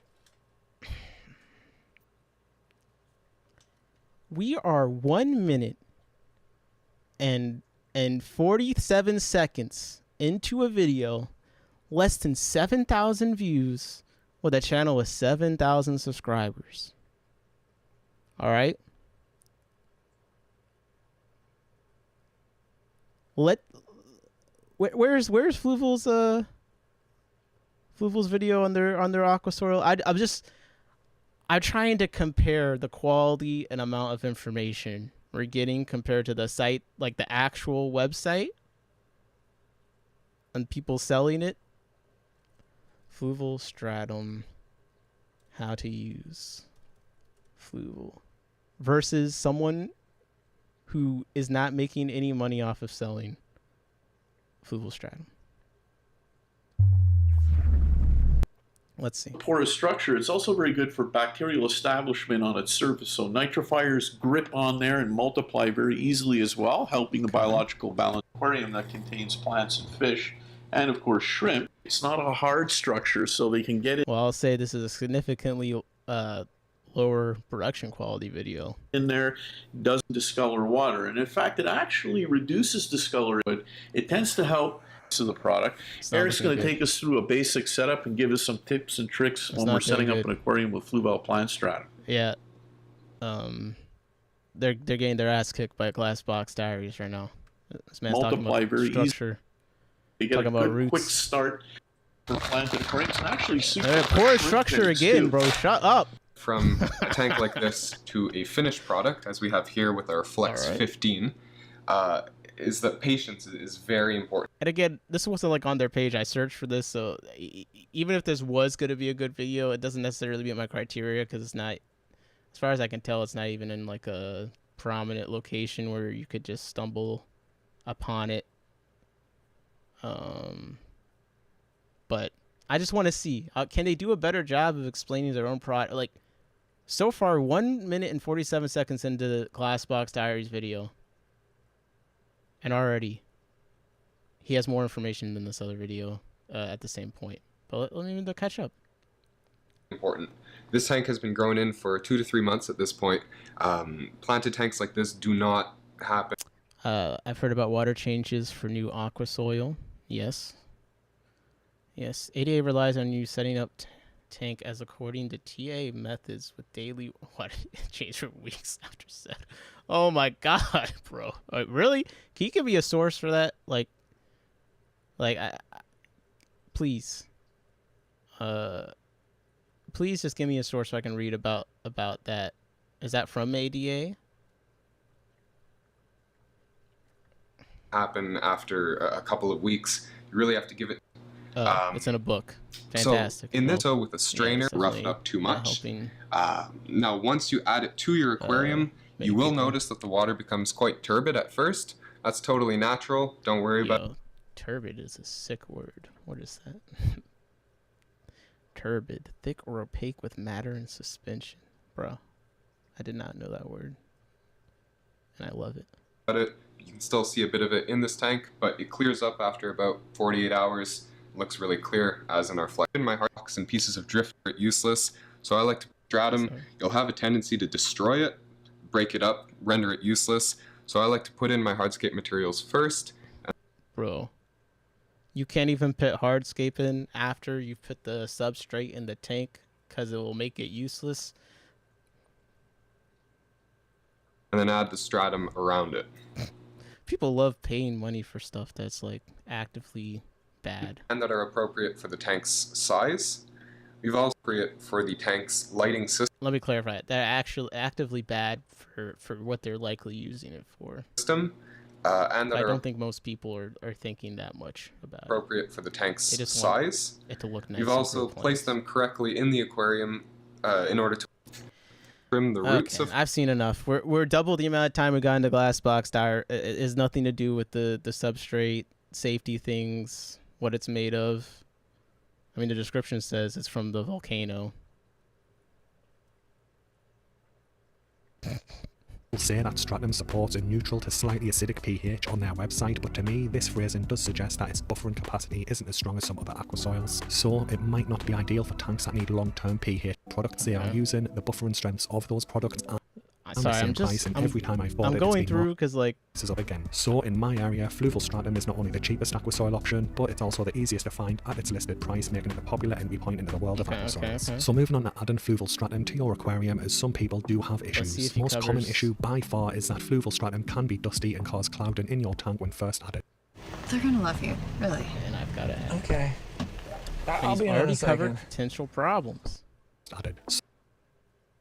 So some people do prefer to pre-rinse it before adding it to their aquarium, but for me, rinsing takes so much time, I just add it directly to the tank from the bag. Then I spread it out with my hand until I have an even layer that is around 1 to 2 inches deep. But to avoid stirring up any dust when filling the tank with water, I do place a small square of tissue paper in one corner of the aquarium to take the force of the water. So far, this method has worked well for me in about half of the tanks that I set up with fluval stratum, but in the other half of the tanks it did still cloud up. Because of this, I do think that the clouding might be dependent on how the product was made or how long it's been in storage prior to sale or some other variable that is out of our control, as some bags just seem to be more dusty than others. Thankfully, the cloudiness usually settles in a couple of days, and if you want to speed it up, you can add a hang-on back filter that's tank cycling, that's to my knowledge, fluval stratum isn't pre-soaked in any nutrient solutions like competing products such as ADA Amazonia. This does mean that fluval stratum has a lower initial nutrient profile for plants, but it also means it doesn't release toxic ammonia into your tank for weeks after the setup. This can make the initial setup easier, as fewer water changes will be required, and your initial cycle should be enough to make the tank safe to add fish. Now keep in mind, this is an organic substrate, so it may release small amounts of ammonia at first, but it's very easy to manage and it's not. Okay. So there you go. Covered it. Totally covered it. Gave an explanation for what it's doing, what you should expect. Fluval should just hire Glassbox Diaries to make a how-to video. But my only critique with Glassbox Diaries, you didn't use the word turbid. I mean, it's a close battle. The only thing keeping Fluval in competition with you right now is the fact that they use the word turbid. But I'm still go with you, but it's like it's very close. It's a very close decision. But so just use turbid next time, or like I'm sorry, like you got to get your dictionary up. What are we doing here? Man. Okay. Have I gone too crazy this street? Like, guys, be honest with me. Like, have I been unreasonable? Like, I just want to know. I know I've kind of like been ranty and like apologies if I, bro. How do you have the accent and you haven't heard the word turbid, bro? How long have you been staying inside with the fish tanks? You got to go to the pub. Yo, throw the fluval stratum into the bin. All right. Go to the pub. Trying to increase that vocabulary. We need you saying turbid in the video. But okay, no, good video. Glassbox Diaries, very good video. If that was your first time seeing them, actually, this isn't like some lifelong friend and I'm like endorsing their videos on purpose. Like we were looking up for good videos on this topic. Just so happens someone in the chat had made a good video on the topic. So if you like that, Glassbox Diaries, go check out the channel. If you find anything wrong, let me know. We'll roast them on stream immediately. Damn, bro, you're mad underrated. We're gonna have to do some reviews of your channel later. You just got a shit ton of videos. Like, this is actually crazy, and they're like they're not short. It takes me like 3 months to make one video, so respect to you. I'm from Northeast. Anything south of Leeds is posh Southern talk. Oh my gosh, I feel like going to the pub will get yourself turbid. We got in turbid tonight. In it. I wish I could do a Scottish accent. I wish all the UK accents were the same, so it's just easier. You know what it gets really there's like 2 Irelands. I know I'm just like a dumb American, probably everyone knew that, but like I always get them confused. I'm like, which ones were the ones blowing up the cars? Sorry. Bro, I should never be live. All right, I feel better. No one's told me I'm unreasonable. I'm gonna let these companies rest, but that's the kind of time I'm on. That's the kind of time I'm on. I'm no expert. I'm a noob hobbyist, but even I can see like some people are not doing. Where's the advocates? Where's the customer advocates? No one's doing their job. We just got these products with like they're probably translated by like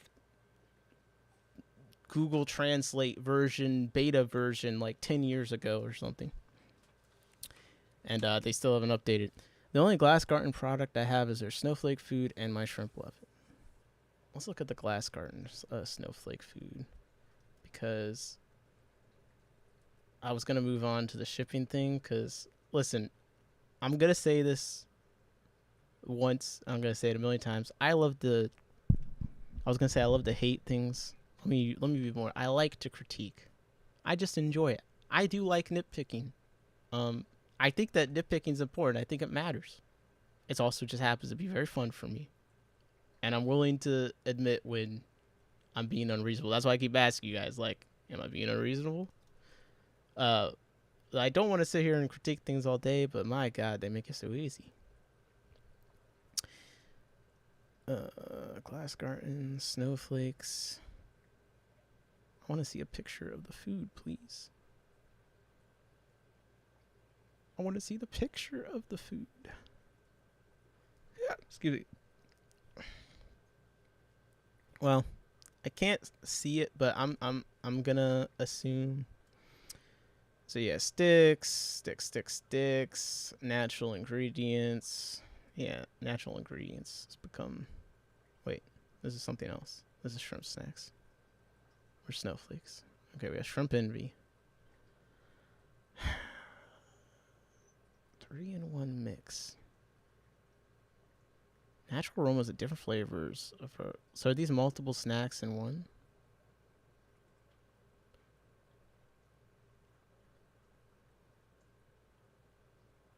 I'm trying to...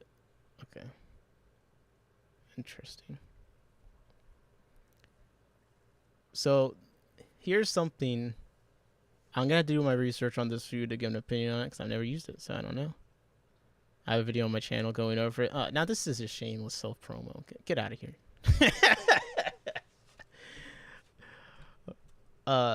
So this is what's interesting. And, you know, they say, like, yo, in America, like, they let you eat trash. In the UK, it's like, here's a great example on the fish front, okay? Let's look at the American version of snowflake food. Snowflake shrimp food. Okay. Aquatic arts. Just tell me if you notice anything yet, alright? Just tell me if you notice anything. I'm gonna go back to Glass Garden. If I can find... Okay, let me close some tabs. Because I got too crazy. Just subbed you, Glass. Now I got stuff to binge. Cheers, mate. Yeah, if you guys are looking for fish videos to binge... legitimately, I mean, I haven't watched them all, so maybe they aren't all as good quality as the Fluval Stratum one. But, like, it's kind of crazy to me that you don't have more views just because of how many videos you post. And if they're all, like, decent, then, like, the amount of binging. You know what? You need to make some playlists. Let people just autoplay it. I'll have to binge as well later. All right. So, with Glass Gardens, yes, it's soybean hull, but they've had some other stuff. So we got organic soy bran, chard, spinach, pumpkin, carrot, pepper, algae. All right. 30 grams. 30 grams. Okay, 30 grams to ounce. 1 ounce. So I think that's less than and $11 for 1 ounce. Okay. Now I'm using Aquatic Arts because all the snowflake food I've seen in America has been this shit. Also 1 ounce. Well, it says 28G and there's said 30. Whatever, I'm not gonna think about it. Also 1 ounce. Oh, the 186 elements of Glassbox Diaries. Clapping. See? You're getting applause. See, this is what happens when you set a good example. The people appreciate it. Okay. If you guys want me to move on to the research on shipping fish, please just let me know. Otherwise, I'm going to keep finding more rabbit holes. But you guys did this to me, but this is repackaged soybean hulls. All right? The nutritional value on these are like pretty much like they're useless. Don't buy this. That's what I'm saying. Especially don't buy it like for $16 for 2 ounces. Soybean hulls. Now, soybean hulls are used commonly to grow mushrooms. It's a mushroom growing substrate. And listen, not everyone wants 50 pounds of soybean hull. So I do think there's a value in people buying in bulk and selling for smaller amounts. But like, bro, you can buy 50 pounds of this stuff for $13. Like, don't buy 2 ounces of it for 16 plus shipping. Unless you can get it on Amazon for free shipping, then no, it's still not worth it. Like soybean hull, not that great food. I know some of it is like, oh well, the biofilm grows on it. Well, you may just throw anything into the tank to rot if that's what you want. If that is your criteria for a good shrimp food, will biofilm grow on it? Like, bro, literally just like spit into the tank or something. Like, come on. You don't need to spend $60 for that. International shipping or stateside shipping. For this, I was just thinking stateside. I don't. Yeah. Also, nutritious and supplementary next to each other is just kind of funny. Stimulate appetite. I will say things definitely seem to like picking at this. A little bit of mixed reception. Definitely, I'm in our Discord. We have a few breeders and stuff in there. We're talking about this. I mean, the no water pollution thing is like, again, it's like reckless behavior from these companies. Like, don't say stuff like no water pollution. People are going to dump like 1 million of these in there. If you put one of these soybean hulls in water, it explodes into a giant billion pieces. Like, I know that I have a tank where I throw it in. There's like 200 shrimp in there. Okay, most people aren't dealing with that. The margin for error is a lot smaller. In fact, let me see if I have any of these right here.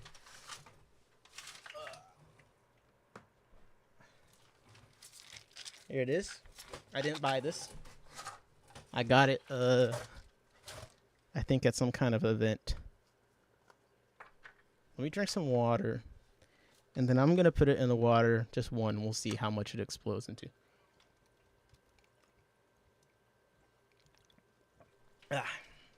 Yeah, things definitely don't have a problem eating this. But wait. Are you talking about this stuff or are you talking about your snowflake food? Because I haven't gotten to that. Your snowflake food is much different.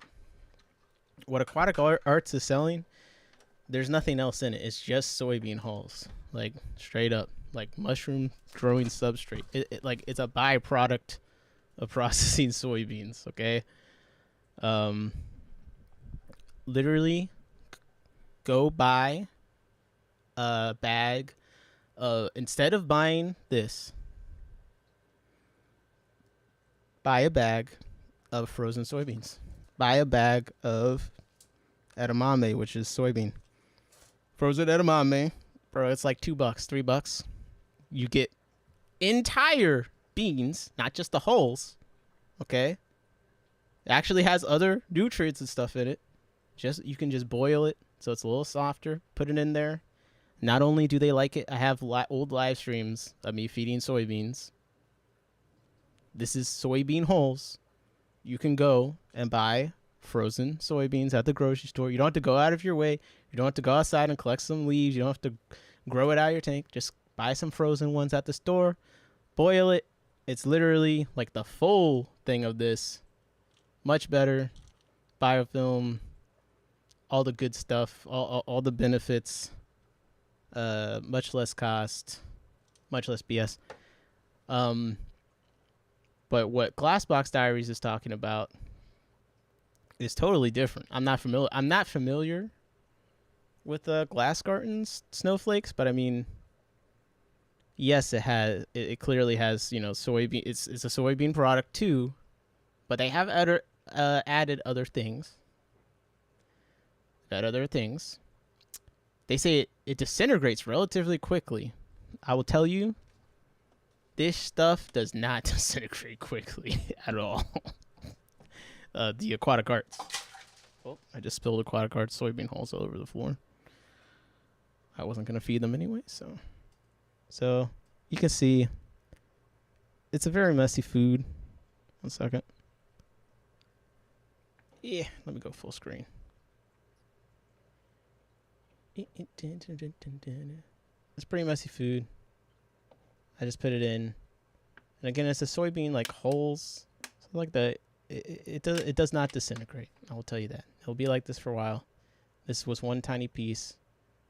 It goes all over the place. I know it says on the site like it's not going to affect water quality. Does not water pollution. I mean, anything rotting in the water is going to eventually affect it. So I would classify as a food that's pretty easy to overfeed if you don't have a ton of shrimp. But I do think this kind of thing could have its uses. This is just overpriced and unnecessary. That's all I'm saying. See, that's the thing. It doesn't have to be like, it's not nothing crazy. It's not like, oh, this could never. It's just, look, if I'm recommending it, no, it's not a good value. It's not good nutrition compared to alternatives. I switched over to spinach a couple months ago. Feeds my shrimp, seems to increase the potassium in my tanks from plants. So yeah, spinach is nice. Spinach is nice. There's a lot of good blanched vegetables, and I just buy them frozen. I like frozen stuff is usually pretty cheap. Lasts you a long time. I will say my shrimp, my aquatic isopods, they hate zucchini. They hate carrots. They hate cucumber. Love broccoli. Love cauliflower, squash, spinach, soybeans. Unfortunately, everything in the aquarium hobby is overpriced. It is. Many things are overpriced. Part of the reason they're overpriced, though, is because there's no one advocating for things to be better. Not everyone realizes that everything's overpriced. You know, a lot of stuff in the aquarium hobby relies on branding and marketing. Oh, look, it's a nice, fancy, customized container. You know what I mean? That's what most things are kind of riding off of.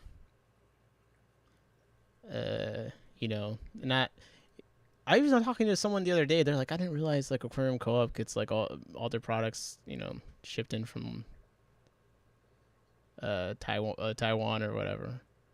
Or it's not like they hide it. Like, dude, Corey talks on his stream all the time about where they get their products from. But people don't all see the same things. So information doesn't just appear out of nowhere. I will say I've been trying to track down the manufacturers for Aquarium Co-op stuff. So anyone knows those, let me know. I think I might. I know I found one of their suppliers for brine shrimp. I may have found who makes their freeze-dried tubifex and brine shrimp. I mean, this looks pretty much the same. I didn't just like find it randomly and like, oh, it looks the same. Like, I think this is it. But what Aquarium Co-op does, there's nothing wrong with it. But a lot of their foods and stuff are just these products that exist on Alibaba, which is a business-to-business platform. that have a product like this. You buy bulk stuff. Some of these sellers will work with you to customize the containers or whatever, make some slight adjustments. But I mean, it's something that the base of it exists. And they order it, and they have all the custom containers and stuff, and that's really what's doing most of the work there. So, you know, it would be nice if we could get to a place where we could, you know, I want aquarium companies to have to work harder than just make a pretty label and a nice container. Like, bro. Oh my God, bro. And I'm just gonna disclaimer, I like Aquarium Co-op and I have a lot of their products. I'm just gonna say a disclaimer. I don't want anyone to think I'm just hating. I bring them up a lot because they're just a company I actually use the products a lot of, and they're a big company, so it's my go-to example. But it could come across I'm like obsessed with them. Well, I do have a lot of their sponge filters in like every tank, so there you go. Any chance you can open? Wait. Okay, you agreed. Seacom Matrix is a good example. Everything overpriced. I didn't like extreme shrimp pellets. Yeah, I think I didn't buy them, but I think I like got it. Like I think I bought something on Marketplace, and there were some like old ones in there. They weren't that great. There's some other extreme products that I like a lot. And I need to buy more of them and do reviews. But when the one time I used it, I went through the whole container. Like their nano pellet, I like quite a bit. Their big fellows pellets, like crebenses, they seem to love them. Trying to move away from flake foods in general. I think flake foods are nice for grinding up. I like to grind up foods and kind of make my own little contraptions, but from everything I've done, it just seems like it's just so hard to get enough nutrients into them. Like pellets seem so much significantly better for fish, so I've been trying to go to like all pellets and live, etc. Okay, Seacom Matrix, share your thoughts. Yo, now you guys are just being total assholes. You're like, let me enable him to complain about things. How can I weaponize his mental illness? Okay, Seacom Matrix. I don't know what this is, so we'll discover together. So Seacom Matrix, high capacity biofiltration. Well, there's no bigger racket than the aquarium filtration industry. I mean, bro, they make so much money having people replace the filter pads. Like, bro, they're making money off of people actively harming their tanks. Oh man, I love all the bacteria that's grown on this. Like, it's really keeping the tank healthy. And I would hate to rinse out the sponge and, you know, just get the gunk that's clogging it and keep the good bacteria. I think I need to fucking buy some new ones and just start from scratch. Please review Seacom fertilizers. See, again, I'm not a big plant person, so like I have some fertilizers, but I don't use them. That's the thing. I don't think most people. Okay, let me not generalize too much. I think there's a lot of people that don't really get a lot of benefit from using fertilizers. That's just kind of how I feel. It's a very expensive filter media. Jesus Christ, this is all this is. Controls ammonia nitrate and so it controls it by just doing what everything else does. I would like. I don't know enough about anaerobic bacteria to make like but like I would like some proof that it supports anaerobic bacteria. What the hell is this? It's literally just a filter media. A porous inorganic solid. That's a lot of words for rock. About 10 million each, provides as much surface area as 170 liters of plastic balls. Bro, is this like the fucking 40s? Like, who has a big thing of plastic balls filtering their tank right now? Grandpa, get out of the stream. Plastic biomaterial, again, they're solving a problem that doesn't even exist. Like, plastic biomaterials. I'm looking around. Yo, this is like hey, are you tired of money falling on your head every day and giving you a headache? Like, I have the solution. My pocket. Okay. These macro pores are ideally sized for the... Ideally... Bro. Okay, just tell me how much it is. Okay, I'm not reading this bullshit. I hate you. Why'd you make me look this up? Is this such a useless product as far as like just buy some gravel. I don't like. I mean, I guess this isn't that overpriced. $7. Well, what's on sale was $8. Well, on Amazon on Seacom Store, it's $12.55 for the bigger one. Can I get a video of it? Again, this is most likely like some product from China that they're just putting in this container because they didn't even bother to take product photos of it. Like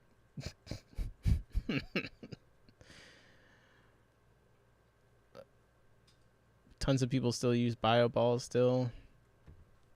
I mean, tons of people still use dial-up, apparently.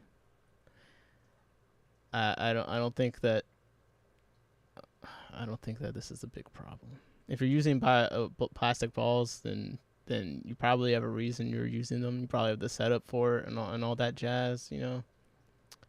It's not just like anyone is using them. I would, maybe tons of people use it, but I don't think it's like a common issue. Like, oh man, I wish I could get this pool full of balls filtering my aquarium.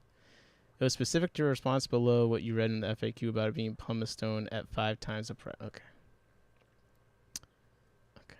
My bad. I missed what you wanted me to specifically hate on. My apologies.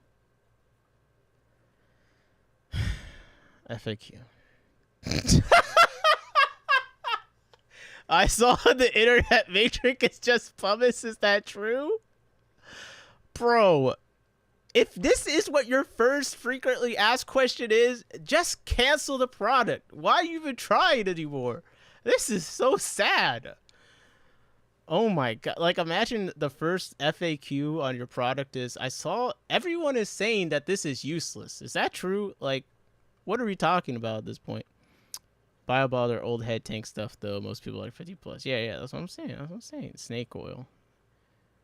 I mean, at least snake oil is like kind of cool. Like, I know people always say snake oil, like snake oil salesman. I could be led to believe that snake oil is more useful than, you know, overpriced pumice stone. So let's see, how are they going to tell us that pumice stone is not just pumice stone? All right. We certainly understand why people look at matrix TM, really, and compare it to pumice. However you say it. I know I got people with accents in the chat, so you know, just trying to appease everyone. They're both porous stones, all right. So, all right, what else is there left to say? We see why they compared to pumice. They're both the same thing. But remember, not every porous stone is the same. No two stones are the same. Matrix is a specific type. Does that type happen to be pumice? What is the type? Chosen for its extremely high... When you buy, you know what you're getting. It's been lab tested and... Bro. If they paid to test this rock in thousands of hobbyist aquariums, it just goes to show you how much money is wasted in this world. You aren't just purchasing the physical material when you buy a container of matrix. You're purchasing the research which has sourced and tested. Oh, I see. So they have to convince us to buy it because someone at some point made the stupid decision of paying money to research this stone to confirm that it is in fact a stone with a lot of tiny holes in it.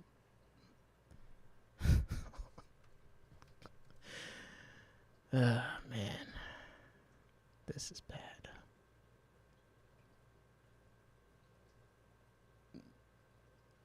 This is bad.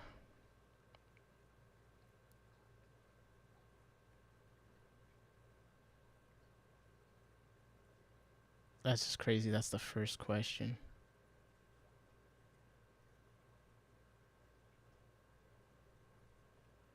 How long does it take matrix to grow? That's a very anaerobic. They don't even say it's not pumice in the answer. There's you market speed. That's what I'm saying. They say it's the same thing. We see why they think it's the same thing. They're both very poor stones. They don't even say like that it is better than pumice. They just say, well, this rock we have spent a bunch of money researching. Bro, what? Why? I don't feel like that was necessary.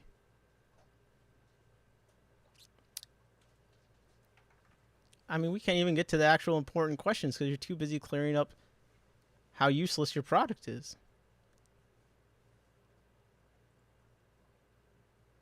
Although, if you have a source for cheaper pumice stone, let me know, because in general, I haven't found out to be, well, at least the aquarium branded ones that seem to be relatively expensive to me.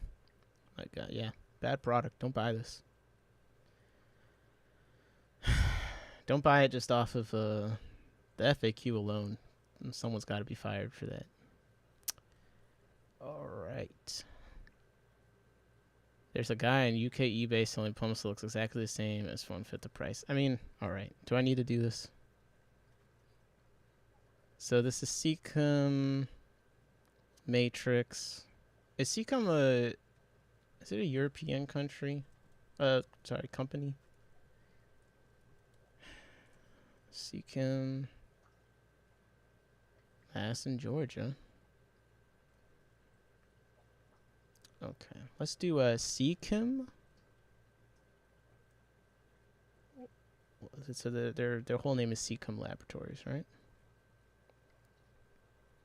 Let me just double check, because we're just gonna do a little bit of investigation here. Seacom Laboratories. All right, so let's do Seacom Laboratories import. Seacom Laboratories containers. Import. What did I search? This come on. It's not Import Genius I'm looking for. 1 second. 1 second. We're gonna find out if we can see where maybe Seacom got these special rocks from that they spent thousands, millions for us, for the people, to make sure that it was a rock with tiny holes that was porous, but not porous like pumice stone, porous like Seacom Matrix. Okay.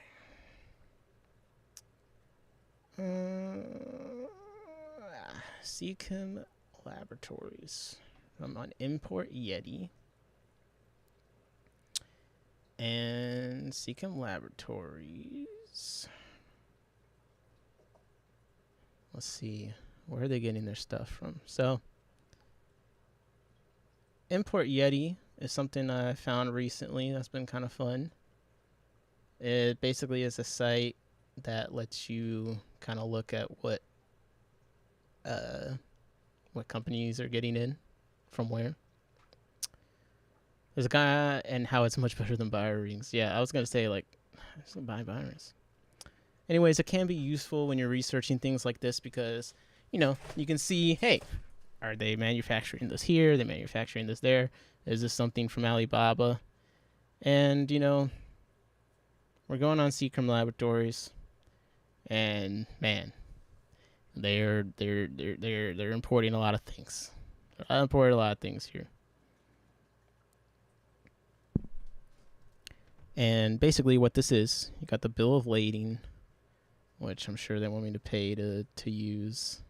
You know, all these kind of sites that, you know, have gone to get technically all this information is publicly accessible, but it like takes so much work and stuff, like no normal person would ever, you know, be able to get it. Technically all this information is publicly accessible, but you know, there's all these companies that like Import Yeti. And I think this is useful enough, you know, I'm not hating on it, but, you know, they go through the work to get this publicly accessible information, and they make a site like this and paywall certain things. But we can see like little descriptions of what came in. We can see where it's coming from. So like this one's easy, right? Seachay. We all know that company. Seachay.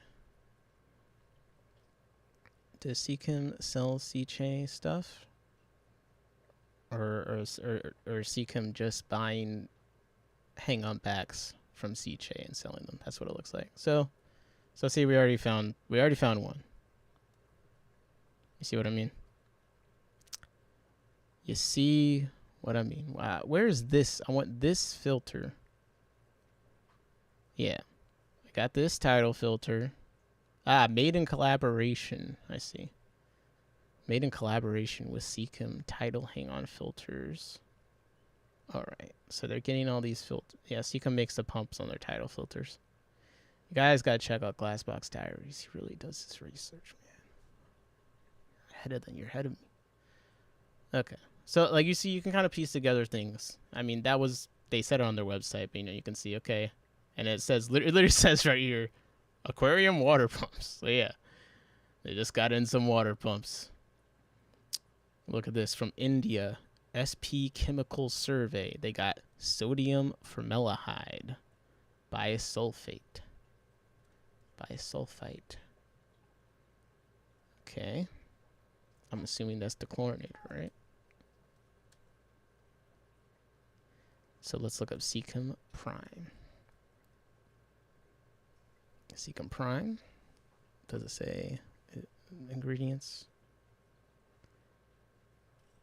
I want to see if it says, I don't know anything about the chlorinators as far as being able to off the top of my head. Glassbox Diaries, you tell me what they use. You tell me what they use. But this company, SP Chemical Survey, we'll do SP Chemical Survey, and then we'll do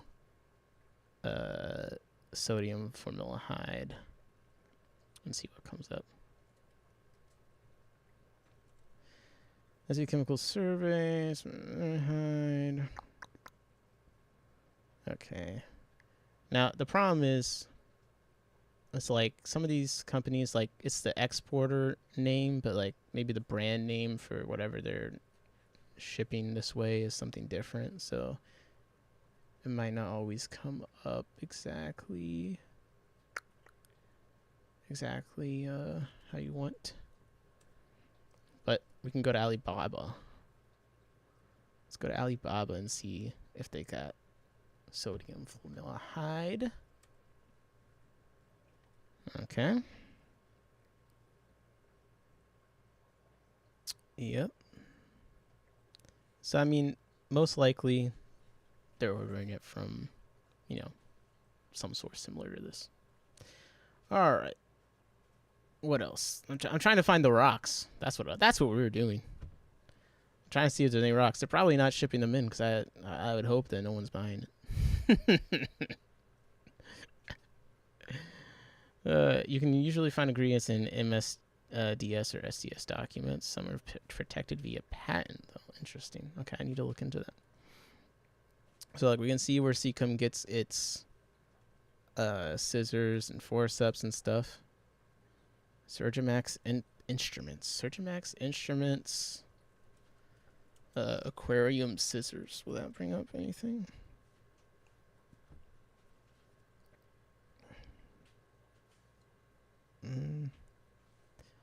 Okay, so whatever it is not under that name.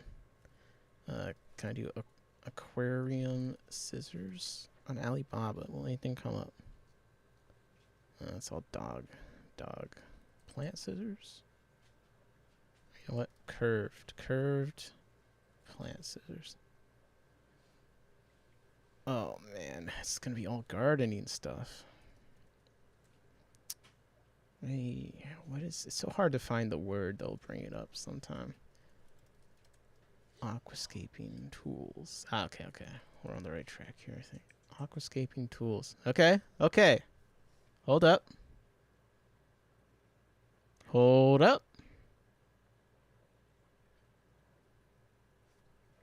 Seachem. What are their Seachem aquascaping tools? Let's see if we can find. I know they have. Jesus, that's Higer. That's not even Seachem. I was just like, I saw like they had the like multicolored metal one. I was like, that's hideous. Okay, tools. Algae maintenance. Maybe they don't have any scissors on their site directly. I swear to God, I saw a Seachem aquascaping tools. I know they have some. Maybe I'm wrong. Okay, well, we already know Higer. We already know what they are. But regardless, a lot of these tool sets, we've all seen this tool set. There you go. Buy it on AliExpress, $4. Now, AliExpress is basically like you're buying it for cheap. That's better for like your own personal use, right? Alibaba is like, hey, I want to buy 1,000 of these and get a discount on it, and then resell it. So different use cases. But regardless, that's like where all this kind of stuff is. And if I felt like boring you guys, I would go through the shipping history and find every single thing and match it to a manufacturer. But I guess I'll go ahead and show you like how. You guys tell me if this is already like too boring, but just because we're on it, like I'll show you how you can find something with an example I've already done, so I don't have to even search. Because Aquarium Co-op, they've been out of brine shrimp eggs, so I was trying to find what some of their suppliers were. Pretty sure I found a supplier that they've at least ordered from in the past. So we go to Import Yeti. Got Aquarium Co-op. Scroll all the way down, and we see their shipment history. You can do a description, so I'll do ART for Artemia. You can see they haven't gotten a shipment in a second. But this company here, it was a while ago, but 2023, we got this. I'm not even going to try and say it,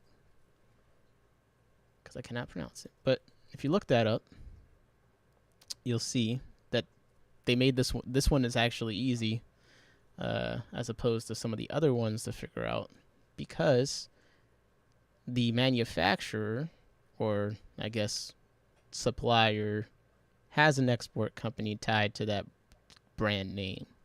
A lot of them, it's really difficult to like one for one. It doesn't support a secure connection because I'm in incognito mode. Well, I guess I gotta share a non-incognito window. Give me 1 second. So if you're able to find the exporter, and then you're able to tie that to like the manufacturer or the supplier, then that's basically all it really takes to be like, hey, this is where they got the brine shrimp eggs from. And then if you're a company, you could order a bunch of brine shrimp, or if you're an individual, maybe you could find a few brine shrimp can boxes on AliExpress or something and order them for yourself. And, last out the shortage of eggs. You can at least get one of Aquarium Co-op's last suppliers. I haven't tracked down the other one like 100% for sure, but here is me sharing the site so you can see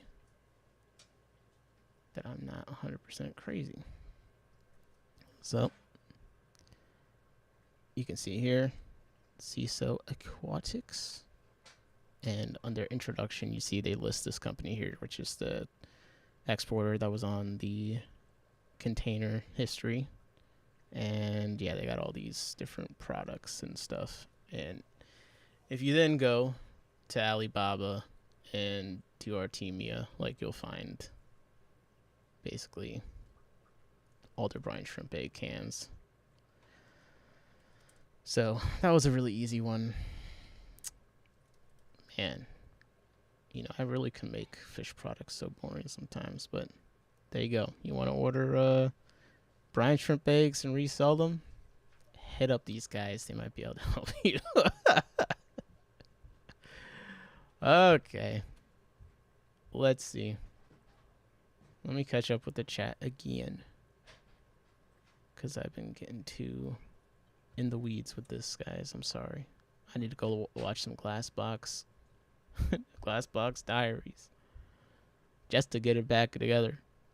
Okay. Aqua Addiction. What's up? How's it going? Sorry if it's already been covered. Why is Bacter AE problematic? I don't have to feed my fan shrimps. I'm very curious. Also, I have Peacock Gudgeon fanny eggs right now. Egg shortages all around.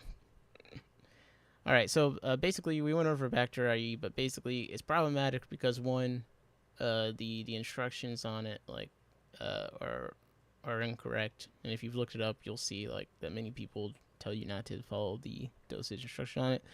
But it can be problematic because when it creates all the bacteria and stuff, it consumes a lot of oxygen in the water. So in certain situations, you can dose it maybe at the recommended dose, and it'll consume the oxygen and everything will die. I know. I put a lot of energy into it earlier, so I'm getting straight to the point with that one. My goodness. Do we even need to go? I definitely use very little at times. A high flow clear. I just want to make sure I wasn't missing something. No. Yeah, just if you go back, I do think we went over it. We talked about it pretty well. But, it's one of those things where my main issue is it kind of does not, the product itself doesn't set people up for success. And if you actually used it as instructed, it's pretty bad. And you combine it with a lot of other factors, like the fact that many people that are keeping things like shrimp are trying to do filterless tanks or very low flow and not a lot of disruption. Then you add this thing that, consumes oxygen. You don't have a lot of air exchange. You can see how things go extremely wrong, especially in following the instructions that are on the container. So I'm going to make myself do this damn. I have to do the research on shipping fish. We had to go at least over one thing because I was supposed to do it before and I didn't. So let me just quickly go over one. I've consumed. I feel like this was like therapeutic. Hopefully this was helpful for some people. Glassbox Diaries in the chat. His channel actually has a lot of very useful videos related to some of the things we talked about today. So I definitely recommend checking that out. I'm going to load up we'll just do one or two quick looks at these papers. I've been doing some research with the Aquahana stuff, right? Because there's been a lot of talk, controversy. Not controversy. Now I'm just being clickbait. Aquahana had some issues with shipping. I messaged them asking what they were doing to address it. We had this whole conversation. Actually, I have another update on that, but I'm going to do that a different day. But because of that, a lot of people, they kind of hyperfixate on heat packs and stuff.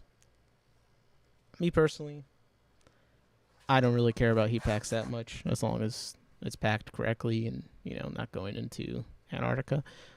I felt like a disproportionate amount of attention is always being put on those compared to things that more commonly affect mortality in shipping.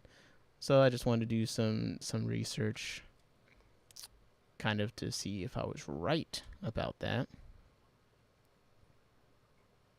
And because of that, I started a collection of papers related to the topic. And I'm trying to find... this is the one. This one and this one. Impact of fish density on water quality and physiological response of golden pompano fingerlings during transportation. And an overview of stress physiology of fish transport, changes in water quality as a function of transport duration. I'm not going to go read through the entire thing now. We've done a lot of work recently. But I did want to just look at the conclusion.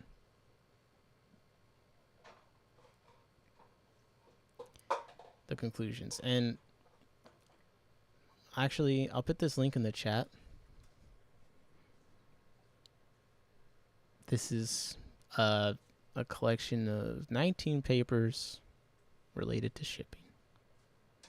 So instead of me doing what I was supposed to do and providing you the information, and I'm just going to give you the link to my folder in the chat.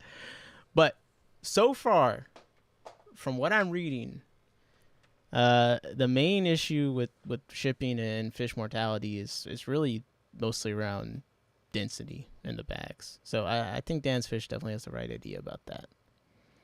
How they kind of individually bag fish and all that. I would spend a lot less energy on getting on companies about if they threw a heat pack in the styrofoam box, and start maybe questioning, like, why'd you put 50 tetras in one 6x12? All right, I put the research in there. That's my contribution. I'm so lazy. I'm going to end the stream here. This has been a lot of fun. Please continue to stay in touch. Continue to let me know your thoughts. If you think of something later, comment. If you're in the NR Tanks Discord and whatnot, you can hit me up there. And if you're not, sucks to be you. No, I'm joking. Yeah, no, it's fun. Please just always let me know if I'm being unreasonable. I want to know if I'm being unreasonable. But at the same time, like, bro, I'm like, we can do better. And I'm going to shout out to Aquahuna, just because they have responded to all my questions. And, you know, it's not like they made changes because of what everything was saying. Very nice in responses. In their email, they said they, like, watched the streams. They referenced specific comments you guys made in the chat. So, you know, just know, like, you guys in the chat, I'm like a small channel, but, you know, there are companies that are watching these streams, and they're seeing the chat.